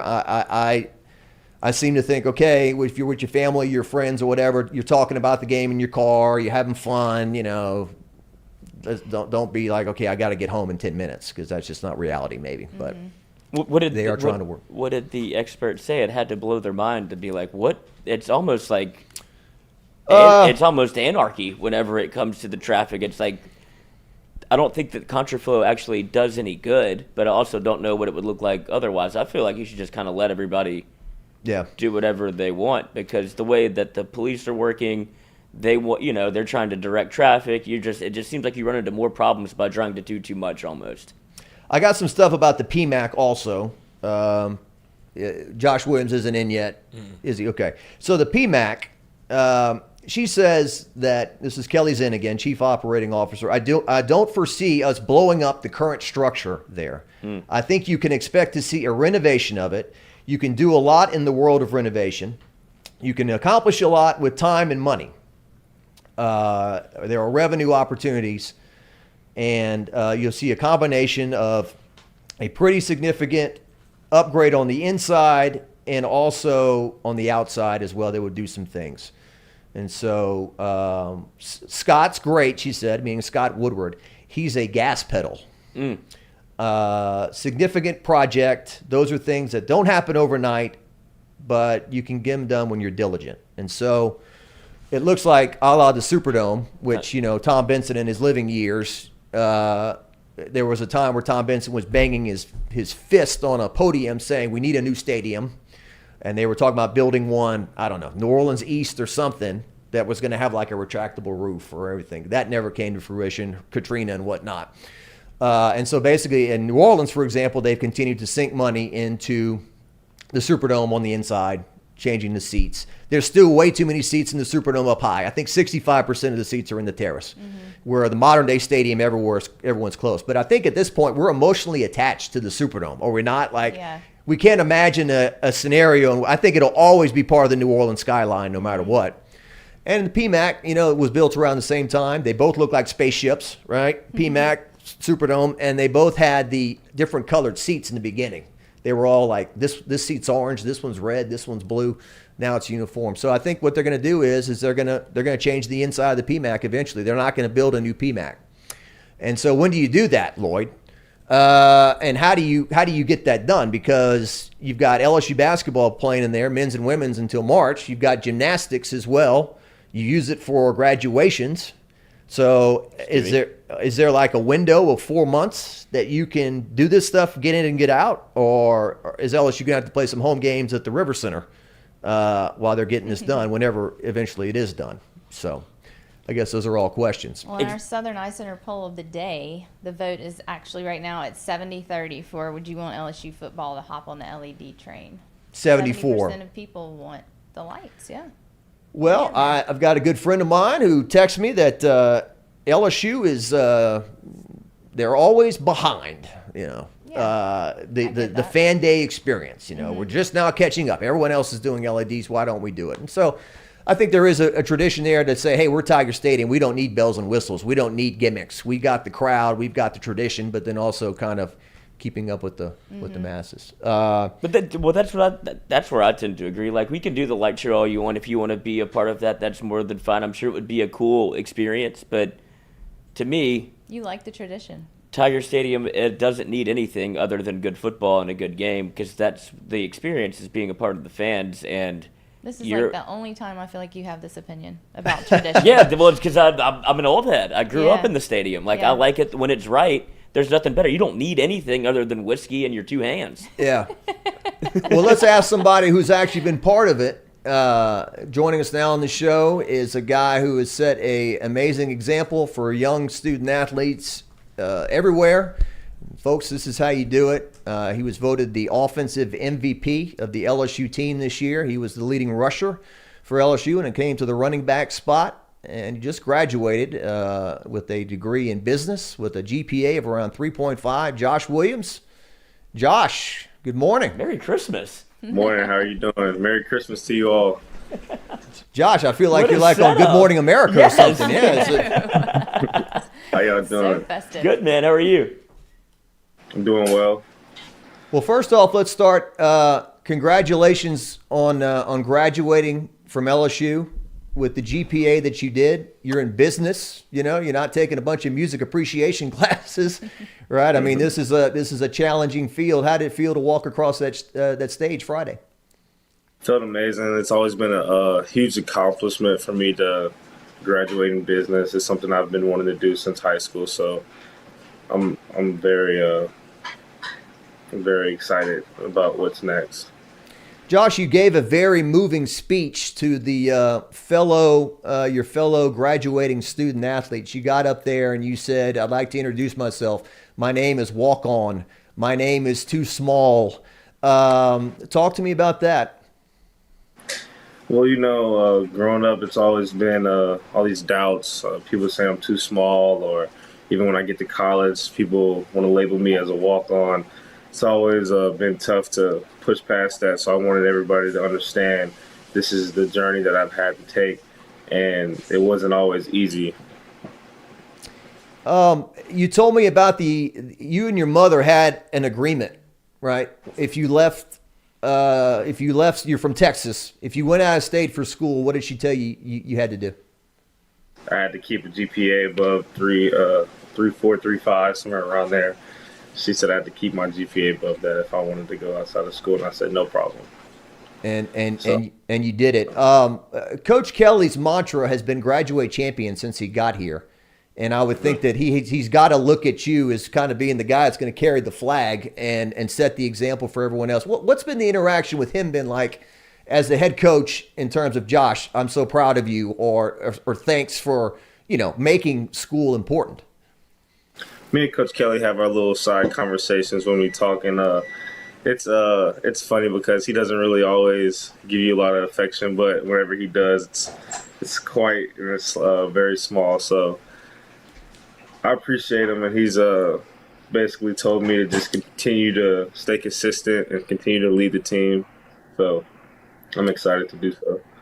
Yeah, Josh, it's amazing. A year ago at this time, you guys were getting ready for the Texas Bowl against Kansas State. You were one of the guys that suited up and played in that game. One of the few and the proud, right? that day. And it was a rough day. I mean, just tell me about, the last 365 days or whatnot with Coach Kelly and where you are right now, and just kind of getting on board with his process and his vision for LSU? Right now we are focused on Purdue, of course. This week of practice is going to be very crucial. We're going to treat it as such as a game week. But as far as the spring and going forward into the next season, we're going to continue just to work on our process. We have a lot of younger guys coming in the summer. We've got to incorporate our process to them and continue to build our team's goals and stay consistent to everything going into the training camp, and just go with the process and just take everything one day at a time. Josh, are you sensing that after the last two games didn't go your way, that the team, really doesn't want to go into the offseason on a 3-game losing streak, that it's important to win this bowl game and, create positive momentum into 2023? Yes, sir, of course. Coach Kelly also wants to get to 10 wins, of course. We are 9 wins right now. We've been trying to get to 10 wins these last couple of weeks, and we haven't been able to. So this win will be extreme and big for our team in many ways. We're all assuming, but you are coming back for next season, right? I mean, you're not going pro. Yes, sir. Okay. No, sir. I'm planning on coming back to LSU next season. Lloyd. Yeah, I was wondering because the man's graduated already, so now you're about to just, I guess, go pro, and you're about to start focusing. Does your focus shift to just strictly football? Yeah, so everybody's texting me and saying like, "Oh, dude, are you going pro? You graduated already?" And I graduated a semester early, so I guess it does feel weird or look weird because I'm not graduating with my peers, but I plan on coming back next year. I just wanted to try and get ahead so I can get started on my MBA. Well, yeah, I mean, that was all the talk. I was there for your graduation Friday. It wasn't about NFL. It was about MBA, and the professors that were coming up to you and saying, "Hey, Josh, we want you to be, take my class." they're recruiting you to take their classes, I know. That was funny. That was my first time getting recruited for classes. What about this journey that you've been on? I mean, you were on the 2019 team. You were on the scout squad, and you had a knee injury that year. So you've watched that. You've been through the zombie season of 2020 and empty stadiums and just the strangest year ever, and coaching changes, and now back on the upswing. I mean, what have the previous years been like for you at LSU? Looking back on it, I wouldn't change a thing. I love everything that has happened, including the COVID year, the relationships I've made, the coaches I've met. I wouldn't take it back for anything. But I would say that it has been a wild ride with COVID and this whole change in culture in the facility and the different coaches around. So I would say it's been a wild ride. I try and enjoy the moments day in and day out. Try to enjoy the journey. I don't want to overlook it and look back and be like, dang, why didn't I enjoy this moment? So I just try to take it day in and day out and just stay in the moment. Your family, too. Your dad, Jermaine, he played in the NFL, right? Mm-hmm. And Jermaine, along the way, played with this guy named Harvey Williams, who was a star at LSU in the late 80s, a personality for sure. And you've gotten to know him. You call him Uncle Harvey. He's not related to you by blood, even though his last name is Williams and whatnot. But what is Uncle Harvey like, Josh Williams? Uncle Harvey is a character. He's amazing.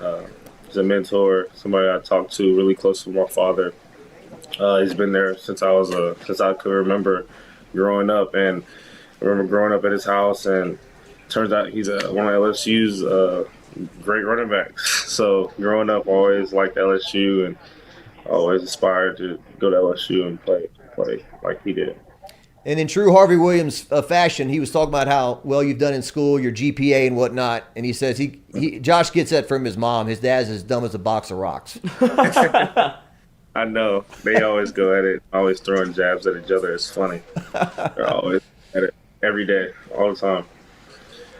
Lloyd, you got anything for the great Josh Williams? I actually do. For Josh, just because of the way that your journey's gone, when did you feel like did you ever feel like you were going to get an opportunity to become LSU starting running back? And how hard was it to continue in the age of the transfer portal? And, obviously you're talented and it takes time to get noticed, I guess, a little bit. When did it feel like you finally got your star turn and be like, I can be and will be LSU starting running back and continue to perform? Because every time you got the chance to play, you played well. Well, just had to keep faith in God, of course. It has been a long journey. I mean, coming in, not getting any playing time for ultimately 2 years, and then getting a couple runs here and there, and basically always starting at the back of the depth chart. So it's been a journey mentally and physically, of course. But I just stay consistent, keep my head down, don't say anything, and just keep working. Josh, I know everyone's path is different as far as what they do in life and what their career, and I'm not like pointing my finger at anybody, but I mean, in your case, you're a case of not hitting the transfer portal, right? I mean, you waited until this year to score your first touchdown at LSU, and you've been on the roster since 2019, right? I mean, there is something to be said about sticking with it. There's some tough days where I feel like, things are not going my way, but if I continue to work hard, I'll get there, right? Right. Yes, sir. I never had any doubts or never thought to myself that I couldn't do this. I've always had a positive mindset about my situation, and I've always knew that I would be successful. Well, good deal. Well, we appreciate all your time. Is there anything else you want to share about how's the team looking in practice? We're looking great. We have a good focus right now. We're moving a lot of pieces around. We got a lot of guys working in and out. So we're doing good. I don't want to say too much, but we're looking good. We're ready. We're getting ready for Purdue this week. We're getting focused. We're getting in that mindset of game week. So it's getting close. And one more before you get out of here. What was the energy like when Kayshawn announced he was coming back? Because I feel like it was kind of a surprise to everyone. Everybody was excited and surprised, of course, because everybody all the stuff going on about him going to the NFL. But everybody was super excited, and then I think that him saying that he was going to come back, I think it's caused more of a team deal where everybody's just ready to go next year. So run it back. We're excited. All right. And one more for you on the way out. We always still have a love affair with Joe Burrow. So if you have any Joe Burrow stories from your time in 2019, feel free to let it rip. Yes. I don't want to put you on the spot, but you got to have. I imagine something in the building because if he feels like an enigma a little bit. I played Joe Burrow one time in ping pong, and he killed me my freshman year. We were in Atlanta, Georgia, in the Peach Bowl. You know how they have like the suites at the game suites for the team, and we were playing. He was killing everybody in ping pong, and I had just graduated out of high school, and in my high school we had a ping pong table, and I used to be pretty good on it. So I come in talking all this mess and stuff, and he's had like 3 or 4 games. And I get on, and he killed me, and he just let everybody know that he beat me and all that. So yeah, because he doesn't seem like much of a talker. He's just about that action. Yeah, but whenever he gets around your teammates and stuff, he'll talk a lot more. So. And sorry for continuing to extend this interview, Josh, but just popped in my head. Kevin Falk, before the year, LSU's all-time leading rusher, coached you at the position. He told me, I asked him, I said, there's some guys on the team that you're rooting for. He goes, there's one guy above them all. It's Josh Williams. I mean, he told me this back in August that he was rooting for you more than anybody. What about his impact on you at LSU? He's had a great impact on me. He was here my freshman year. He always looked out for me, always made sure I understand what was going on, and he helped me with my position, telling me to play special teams, telling me what I needed to do to get on the field, kind of guided me to my success, honestly. And now that he's gone, he's still been a mentor, still reaching out. We still talk about football and stuff in my life. So he's been nothing but a great mentor and coach to me. All right, and Frank Wilson obviously is tremendous as well. I'm going to put you on the spot, Josh. Can you give me the running back creed that you gave me in that interview a while back? Sir, say it again. The running back creed, the creed that you guys. You want it right now? Yes, sir. I'd love to hear it. It's all about the ball. You protect it with your dear life. This ball is the pride and tradition of LSU football. It will not be entrusted in the hands of the timid or the weak. You've earned the right to carry it, so do so with dignity and courage, for you are a trained assassin. Yeah. That's the way to end an interview. I bet, yeah, that 1-8's going to look real good on you next year, too. All right. Josh, thanks so much for your time. Merry Christmas to you, your family, and keep doing what you're doing. The world needs more Josh Williams. Thank you so much. Appreciate it. No, thank you, man. Merry Christmas. Bye. That was great. I'm not going to put him on the spot and ask him to campaign for himself, but right now, early vote for number 18 in 2023. I think it's unanimous. I don't think there's a better person or a better player that epitomizes what 18 is. I think I don't want to say it's a shoe-in on December the 19th of 2022 for next year's team, but I would think that he's got to be leading the way. Stewie, you think so? You got any thoughts on that? 18 for sure. That's just that. That's what it looks like. That's what it sounds like. Somebody else. Maybe Major Burns on defense, but offensive-wise, is Josh Williams. That's the obvious choice. Yeah, I think we had gotten to a point where we were doing 2 18s a year, and that we gave it to a lineman in 2019. Lloyd Cushenberry got the patch because lineman couldn't wear 18, so he got a patch. Wait, why can't they wear 18? Because he's a lineman. Yeah, it's college football still has some sort of rules. It's just like a rule in all of college football? A defensive lineman or offensive lineman can't wear 18. Okay. Defensive lineman kid because Lancashire did it. Lancashire did, yes. But Mason Smith wears 0 also. So it's just the offensive line. I don't understand it either, but it would have been cool to see a center wear 18 because I think Lloyd Cushenberry kind of epitomized it well. But when you think about 18, there's no way you don't see Josh Williams in that number. B.J. Ojulari was a great representative of it as well. But it just feels right. A walk-on, SEC All-Academic 2 years in a row, really feels like he made his own opportunity. Like, you make your own luck, and Josh Williams never quit, gets the opportunity to start, and then was to the point where you can't take him off the field. He was too good, even with guys like John Emery, that's a 5-star. Like, all the people that were churned out of the backfield and who was the one left standing, Josh Williams. That's 18 to me. And I've talked to him about it before. I guess I could have asked him, and I didn't. But, his blocking, he said, that was the one way I knew I could get on the field was to block.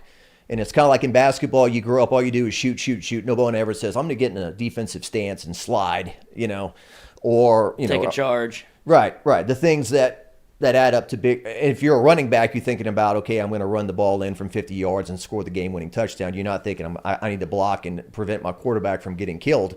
But he, did so much dirty work. I mean, the one block that we saw that was out in the open was a Superman leap that Jaden Daniels on the touchdown run in overtime against Alabama. But there were plenty of times that we did, because he's smaller in stature probably, that he's, in the trenches there, in the paint, so to speak, making blocks and protecting the QB. That's what kept him on the field, like that, doing the little things that whenever you get into, because that's how he kind of got, or I guess made a name for himself to be able to play, was he was always in pass pro. Third down, you just saw Josh Williams out there, and then it turned into Emery's suspended for a year and 2 games, and it's like, well, who are we going to turn to? Josh Williams is still there, and it happened again, and then he starts, racking up, 100-plus yard games, scoring touchdowns, and then he still does the little things, right? And for Brian Kelly, when you're trying to change culture, that's the gold standard. Like, you do this, you'll play. Yeah.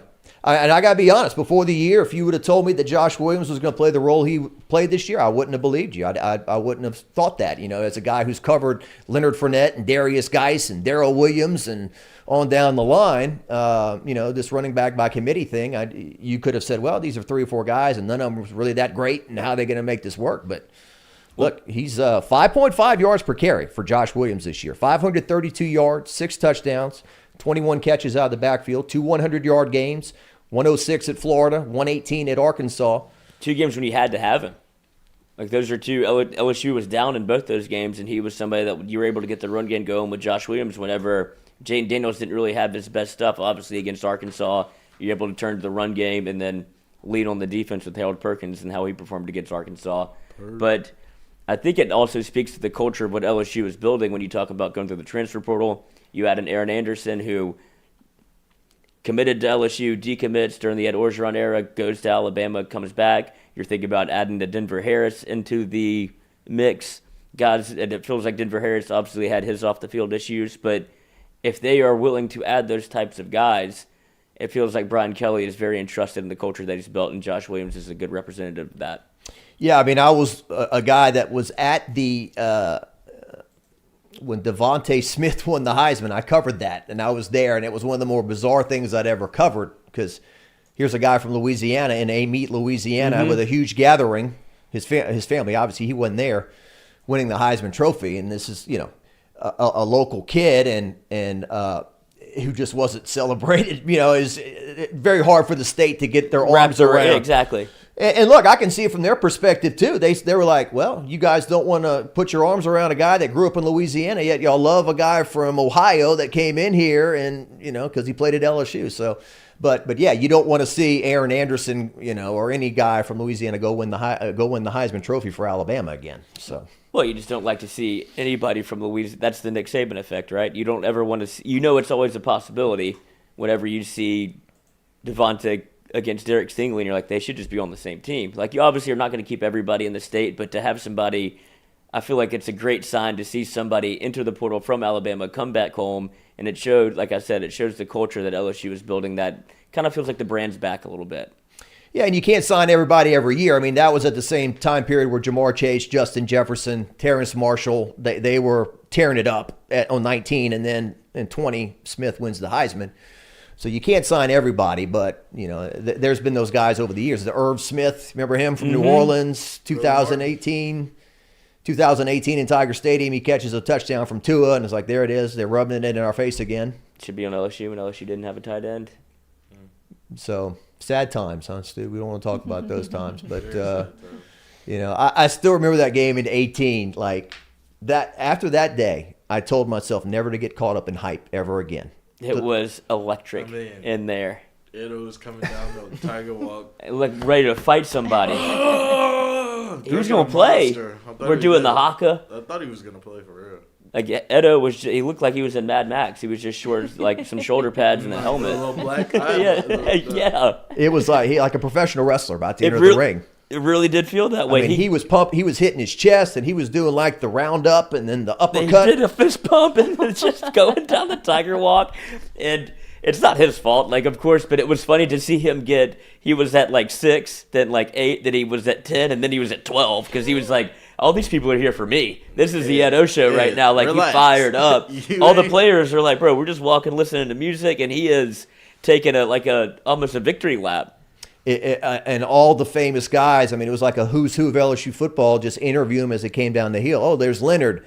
There's Darius. Patrick Peterson was there. They brought in Navy SEALs or whatever to talk to the team. I mean, it was just, and it was a beautiful day, and the crowd was on 11. It's like, today's our day, man. Today is our day. We're going to beat these guys today.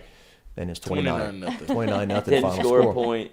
And apparently, later we try to polish things up, but like a year later, Joe had a separated shoulder, and he was kind of hurt for that game. And okay, well, maybe so, but waxed back there. The LSU never had a chance. But that's amazing to think that a year later, basically the same personnel, same team, you go on the road and score 46. And that game shouldn't have been close. Of course, LSU, Alabama, they make a comeback. But if LSU, they get a turnover, I believe, to start the third quarter. When LSU got the ball, it really could have put it away. Yeah. And, of course, LSU, Alabama, it never really goes like that. If LSU wins, it always has to be close. But yeah, you're right, because it was 33-13 at half. Mm-hmm. Yeah. And LSU got the ball to start second half, and they're marching. Could have been 40-13, and then shut the door. Burrow got blindsided, and he fumbled, and they caught it out of the air. Yep. And game on. Let's get ready. But and not to go too deep into story time, but I remember I think it was Clyde's dad, his biological father, telling me, because we interviewed the man that raised him, but talking about. That they had worked on that play for like 3 hours at practice, or they had stayed after practice, Clyde and Joe, the corner route on the corner route, and it's in Madden, coach, and it was there, and they threw it right before the half. Yeah, Jordy tells the story of they were after the quick change went the Patrick Queen pick, and he runs it back, that gets inside like the 30 or the 25, somewhere around there, and Ed O was going, should we run it and kick it, like play for a field goal? And Joe Burrow was like, absolutely not. Like, here to score a touchdown. Let's run the play. And then they harken back to when he and Joe Brady met, and Joe Brady pulled it from a touchdown that they saw on film, and then they repped it all week, and he's like, now's the time to run it. And they're like, absolutely. Yeah. And so it just shows the impact that he can have. Coverage. It was Safety wide didn't take the open. bag. And then you talk about Clyde and his family, and he gets the moment after the game where he probably played his best game of his life, I would say. And he gets the moment of hugging his family in the crowd, and that one woman that was, Clyde. And he's kind of ruined it, but he's like, I'm trying to have a thing here with my family. Like, this is very emotional. And she did not have the feel. And Clyde's father told me to get the word out for fans to please leave that woman alone, that she'd been being attacked and stuff. Like, look, she was happy. We know her. It's okay. Don't, stop going after that lady, So. They did kill her on Twitter after that. Well, she should have. It could have been like a Espy moment, and then you have just Clyde. Yeah. And you're just like, lady, it's okay. He'll get to you at some point. Let him hug his family. Relax. Yeah, the optics didn't look good on that. No, at first, but I didn't know that she was getting crushed. I'm sorry, lady. I'm sure your life's fine. I'm sure the time has passed. It's okay. 2019, man. It was something. Every year was like a. And I mean the last 90 seconds of that first half, where you go from Clyde leaping over the top to Queen picking off the pass, and then the touchdown back to Clyde. All those years of frustration and not being able to score against those guys and banging your head up against the wall, just finally the demons dropped 40 on you. What a day too. I mean, not to get into politics, but Donald Trump was at the game. The President of the United States. I forgot about that. And so we got to the stadium like at 10 in the morning or something, because I'm not saying anything Republican, Democrat, it could have been whoever, but because the president was there, I was like, oh man, we're gonna have to get to the stadium, like, because of the security and the check-in and all that. And I think we were in the stadium like at 10 in the morning for a 2:30 kickoff, and beautiful day. And beautiful day. It was a beautiful day. Beautiful. You too. Beautiful day. Beautiful. Well, I think we need to maybe pay some more people. Yeah, we can do that. We can take a little break and come back and close it out. Greatest game ever. Happy to be here. Don't forget about R&B Builders. They can build your dream home, or they can remodel the home that you're currently in. Check out their social media. Does that sound familiar, Katie? Are they done yet? No, they're not done yet. They will be done sometime around the first of the year. How are your weekends? They are busy. Wow. There are people in my home all the time. Is that what you mean? Yeah, that's what I'm saying. It feels like you don't really want to have a weekend. I don't It feels care. like you want to go to the I'm Saints ready for it game. to be done, so Dudes I don't was like care. eating in the truck. They can be there. I mean, they just opened my front door like 7 a.m. I'm like, oh, I guess they're here. Put your bathrobe on. Anyway, they're great. They work with the greatest designers, architects all around in the area for your build or remodel. Go to rmb-builders.com and check out their social media. It's on fire. It is on fire. Instagram's on They'll fire. get fooled by We'll the be right pins. back to close out the second hour. Don't get fooled by the pins. I didn't think that they had posted it forever, and it turns out I'm getting old.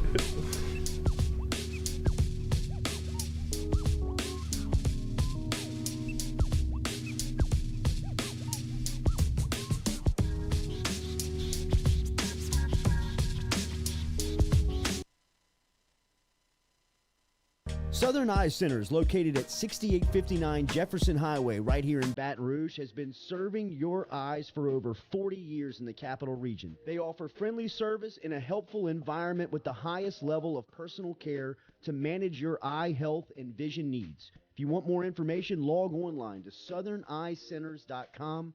That is southerneyecenters.com. Stop in and check out their beautiful office located on Jefferson Highway right here in the capital city. And remember, each time you walk in there and you mention the Jordy Culotta Show, Dr. Ann Shaw and Southern Eye Centers will take 25% off of their fantastic selection of sunglasses. All you got to do is mention the Jordy Culotta Show. Check them out. southerneyecenters.com and located at 6859 Jefferson Highway.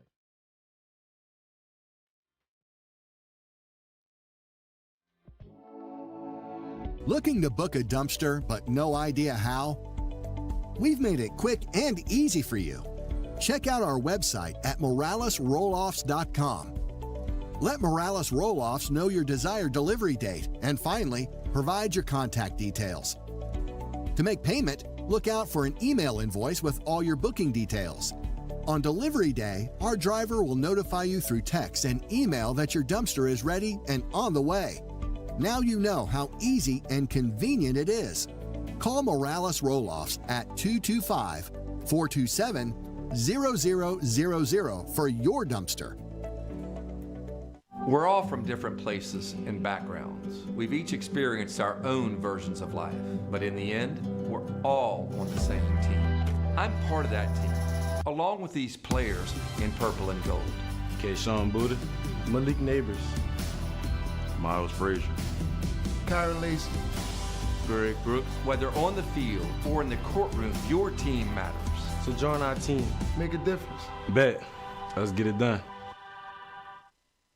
Hey Baton Rouge, when traveling through Natchez, Mississippi, whether you need to fill up your vehicle or your belly, stop by Go-Mart and On The Go Deli. Go-Mart has clean restrooms, community coffee, an awesome beer cave, and a great selection of anything you might need on your trip. So stop by Go-Mart at 4 Sergeant Prentice Drive as you're entering Natchez on the left, and visit Tom and Wright Granning and their awesome team at Go-Mart. In a wreck, Gordon McKernan Injury Attorneys is ready to go to work for you. Come meet your team. I'm your intake specialist. I coordinate your case and connect you with your attorney and paralegal. That's us, your legal team. Thanks. And we'll fight to get you every dollar you deserve. I'm your settlements and disbursement manager, and I'm here to get you paid on time. I'm attorney Gordon McKernan. Put our team to work today. Just call us. Get it done. Play it during the football game. Boosie, I want Webby, Right. I want NBA Youngboy. Play the people that are from the city. Right. I mean, play the people that are Give me from that neck. Louisiana. Absolutely. I mean, I think that's the best part about the Dome, really, is that they embrace New Orleans. And look what happens. I mean, you got Mark Ingram and Alvin Kamara dancing on the sidelines with one another. You show it to the stand. You show it to the in-game crowd, and people lose their mind. I mean, they want to blow the roof off the Dome when they play that stuff. Yeah, they do. And they're playing well. You know what I mean? Like, it makes so much sense to play that entire stadium. I mean, play the Louisiana artists in Tiger Stadium. Made it fun. I don't know. I think just the fact that we knew we were going to get them. Like, that is fun. Yeah. I've always been able to recruit players. I've always been able to get players. You talked about SMU. We signed the highest rated recruiting class in program history last year. Wow. In the only year that I was there. At Vanderbilt, we signed 4 top 100 kids, and we finished last in the SEC, for 2 years leading up to that. So recruiting players, that's never been an issue. It's always been, I always wanted to recruit the top end players. Yeah. And here I get a chance to do that. Anytime you work for Kim Mulkey, you're going to be able to recruit the top players in the nation. I'm not sitting here today thinking that they got an impossible shot. Yeah, do they have an unlikely and difficult road to get there? Yes. But one thing that we can all confirm about that committee, about the playoff committee, I've got no idea what they're talking about. I got no idea what the prerequisites are. I've got no idea what they need to see to put you in the field. I can guarantee all of them love Bama.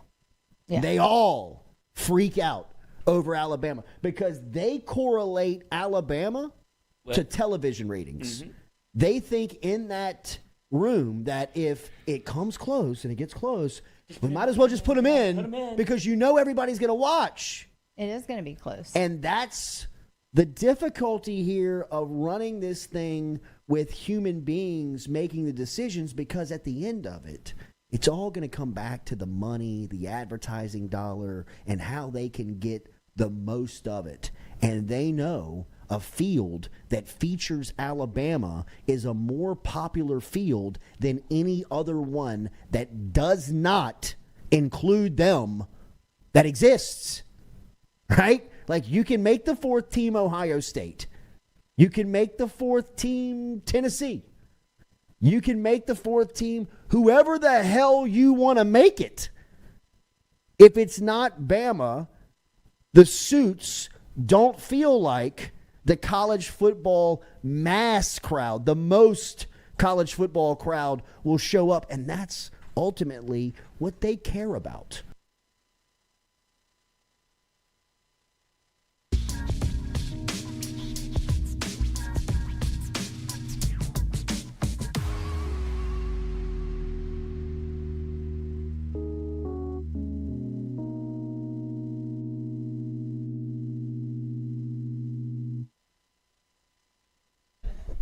All right, we're on the stretch run of the Jordy Culotta Show. I'm told that Roger Cador's coming in today. 10 to 11. 10 to 11. Monday. So the great Roger Cador, who coached at Southern. I got a quick my favorite Roger Cador story impersonation. So when I first started at Channel 9, the Southern baseball games, they would always play these SWAC doubleheaders on Sunday. And so the games weren't on TV. They weren't on the radio. There were no live stats. So typically I'd go out, shoot the first game for 5-6 innings, go back, edit the highlights, and I would literally call Roger Cador on his cell phone during the game. During the game. The only coach to this day I know, a college coach, who would answer his cell phone during the game.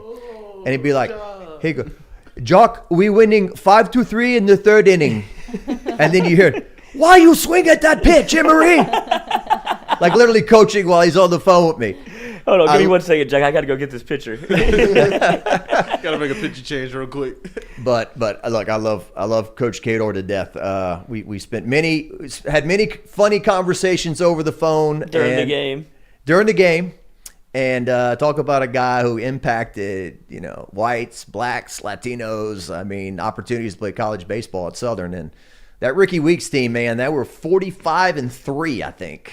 How did he stay? Yeah, wasn't he the second overall pick in the draft? Yeah, I mean, it was top 5. Yeah, he went to the Brewers. Second. But that's just great. That just blows my mind. That I guess there was no, like I said, no transfer portal, no NIL. So he's playing at Southern, and just like this is a talent that you can't ignore. Yeah, and won games in the NCAA tournament. They just lack the pitching to go deep to get out of a regional. But Michael Woods and some other guys that made it to the majors. But anyway, a few more things before we close out. I just want to mention that the women's basketball team, LSU, 12-0. And I'm looking at things on paper, okay? So Angel Reese, she's the next in line right now of the Simone, Tamika, Sylvia. I mean, and she's only a sophomore, which means, women's basketball, they don't leave early because there's no money in the WNBA. Hate to say it. So there's no reason to go pro early. So if she sticks around and plays her whole sophomore and junior and senior year, last several games, Lamar, 32 points, 15 rebounds. Montana State, 30 points, 13 rebounds. Oregon State, 25 points, 20 rebounds last night, averaging almost 25 points a game. So LSU will take some time off, and they will play at Arkansas Thursday, December 29th, the SEC opener on ESPN2. They lost at Arkansas last year 90-76, which I'm sure Kim will bring up along the way. But Arkansas is 13-0, number 21 in the country. They play number 16 Oregon Tuesday at 3 p.m. So right out of the chute, LSU basketball, women's basketball, is going to have a big challenge in Fayetteville. My question is, if they get through that game, and this is, I'm sure Coach Mulkey, if she was sitting here, she'd probably hit me on the head with a piece of paper or something. But my question is, can LSU make it to the South Carolina game and be 23-0? What's South Carolina's record? South Carolina's 9-0 right now. Now, South Carolina has played a much difficult schedule than LSU. South Carolina's beaten number 2 Stanford. They've beaten number 15 UCLA. They play number 21 Arkansas, and they also have a game at number 9 UConn on the 5th of February, which South Carolina beat UConn last year in the national championship game, 64-49 to go 35-2. But I believe February the 12th is Super Bowl Sunday as well. Oh. So if LSU, the women, can beat Arkansas and Fayetteville, they then will play against Vandy and Texas A&M at home, at Kentucky, at Missouri, Auburn, Arkansas at home, at Alabama versus Tennessee at home, versus Georgia at home, and then at Texas A&M. They are undefeated right now through non-conference schedule for the first time since 2002. Yeah, LSU women? Mm-hmm. Was 2002 the year against Tennessee where they lost on a half court? Wasn't it a buzzer beater? No. That wasn't. That was like 2006. I think their first trip to the Final Four was 2000. They went 5 straight times, and the last one was in the spring of 2008, right? That seems right. So backtrack. Sophomore in high school, yeah. 2003. The first time they made it to the Final Four was in New Orleans against Tennessee, and there was a late turnover in the game, and Tennessee made a layup and won the game. And then the other Final Fours, just each one got progressively worse. And then the last one, they lost to Tennessee on the putback 48-47. Alexis Hornbuckle, girl who hadn't scored the entire game, got a putback and beat Van Chancellor. And I remember Van Chancellor when he got the job. I'm 63, but I feel like I'm 35. And I'm gonna be gone right after this. Me and my wife been married 40 years. She's been happy for 25. What's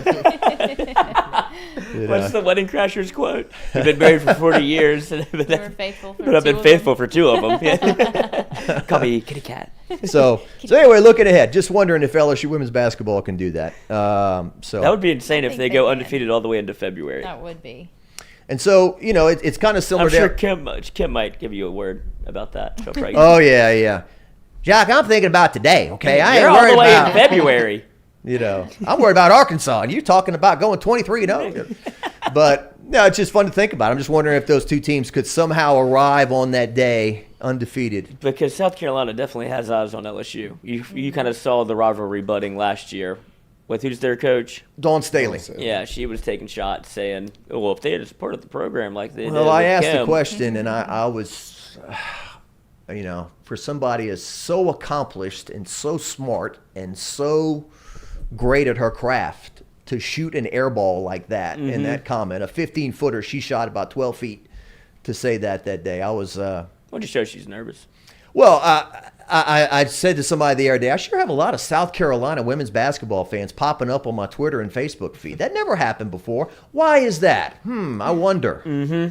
So it's funny how the media works like that. Whenever Jordy had some strong Florida State takes for the first game of the year, and it's like there's a lot of people from Tallahassee tuning in on the old Culotta show. Well, look, I had a good time with you guys today. I enjoyed being here doing the show. We appreciate Mike Scarborough coming on and LSU running back Josh Williams. Katie, what's coming up this week? We got Kador at 10. Then we have Will Wade Show, hosted by Noah today at 1 p.m. And then we have Nick Diaz out of my league at 3 o'clock. And then mic'd up at 6 to 8. 6 to 8. Jesus, yeah. Lloyd, Mikey, 4, and Jared. whatever. Who cares, I guess. And then tomorrow... 6 to 8 p.m. for the Mic'd Up Show. Don't have a guest yet, but we're working on one. Tomorrow, Coach Kyle Caskey will be sitting in your spot, guest hosting with us. Great excited dude. about that. The hot seat. Yeah. Great guy. Goes on with guest hosts. And then Wednesday is Mikey. Wednesday is Mikey guest Thursday, hosting. no show. That is not true. No show Thursday, it's our Christmas variety show will not featuring be Nick here. Lloyd. Yeah, I'll be producing. Stewie will be on the road. Noah, you will have to come in the studio because we just need warm bodies. We'll have food. We'll have movies. We'll have lots of stuff to talk about. It'll be fun. I wanted to ask Nate if he thought Die Hard was a Christmas movie, but it's cool. We will. Just text it. Call in. Yeah, I got it. We'll call in and Wednesday call in, I'll of be course. at the car with Ron. Yeah. Ron will be. I'll ask him about Avatar. I saw it. I swam in the water. So here was before we go. This will be the last thing. Kool-Aid, huh? Did you get through all your notes? How much? Of that Almost did you all use? of my notes. Almost all of them. I didn't talk about the end of the Patriots and Raiders game yesterday, which I felt like the whole feelings of the Minnesota Miracle when the Saints blew that game. It was kind of similar, but that was a playoff game, so that hurts a lot more. But the end of that game yesterday, the way the Patriots threw that ball away on a lateral. They were acting like they were acting like it wasn't tied. Right. They were acting like they were losing. Score was tied, yeah, no doubt. I got through all of it pretty much. I wanted to bounce this off you guys, Katie. So so I go. Chelsea's has their 1-year anniversary coming up. Chelsea's Live, great venue, and the Varsity's making a comeback as well. So support that. So the Flock of Seagulls was at Chelsea's on Friday. Known for their hit song "Iran," which went to you can sing that, right, Lloyd? You remember that? Oh, I ran so far away. So Flock of Seagulls known for that's all I know about it. So they were known for their hair, right? The lead singer, which I looked up, a guy by the name of what's his name, Mike Score. So he had the blonde hair, which it had wings, and then it came to the front. Well, these days, the guy is stone cold bald. I mean, he's got a shaved head. Oh, he is? Yeah. I just Googled him. So it's interesting. Stewie, can you bring that up? Yeah.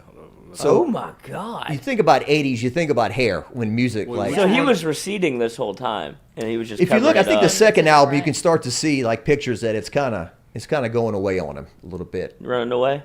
Yeah, running away. the tributaries, so to speak, are starting to run through. But but he went. He's totally bald. So so I had a great time at this show the other night, but I just want to bring up the topic before we close out. Katie and I, we're in the same ballpark in age and whatnot. Were you a Depeche Mode fan? I mean, I liked them, but like not like huge fan. Yeah, I feel like they were a band that was always around me. Yeah, same. The skating rink and the first boy-girl dances you go to when you're slow dancing to Richard Marx and what was Michael Bolton? Oh gosh. Back in those days. But this Depeche Mode band played called Strange Love, and it was just amazing how many songs. Oh, I know that one. That you knew. Oh, I know that Yeah. one. And I kind of went down a Depeche Mode hole this past weekend. I bet that was awesome though. They were a great. It was a fun time. Lloyd, do you know any Depeche Mode songs? Mm-mm. You're just now missing me. Like you do though. Like I probably do, but I don't know the band. Like my Personal Jesus, reach out, touch faith. Okay, Oh, absolutely. You know that one. See, my dad wasn't into like he had very particular music taste. He was big into the Beatles, Steely Dan, Mine was so too. he takes his music very seriously. So I don't think he got into like the hair bands. Well, they were like a eclectic like. Yeah, they were really like alt rock type situation. Really I think of different for drugs that and time. dance clubs when I think of Depeche. Yeah. Kind of a dark, haunting sound. Hold on. Yeah. Forever Yeah, want. you would love them, Lloyd. Maybe I have heard them. The policy of truth. You Yeah, remember you that know one? that one. The policy of truth. Never again is what you saw. Look at this man. So I'm yeah, doing that that's for Halloween. He went from this to that to this. Oh.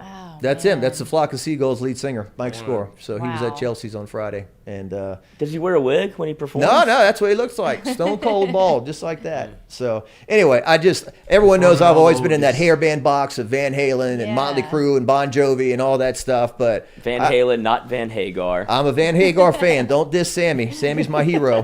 When I'm if I make it to 75 like him, that guy's 75 years old. Is he really? Yeah. How do rock stars live so long?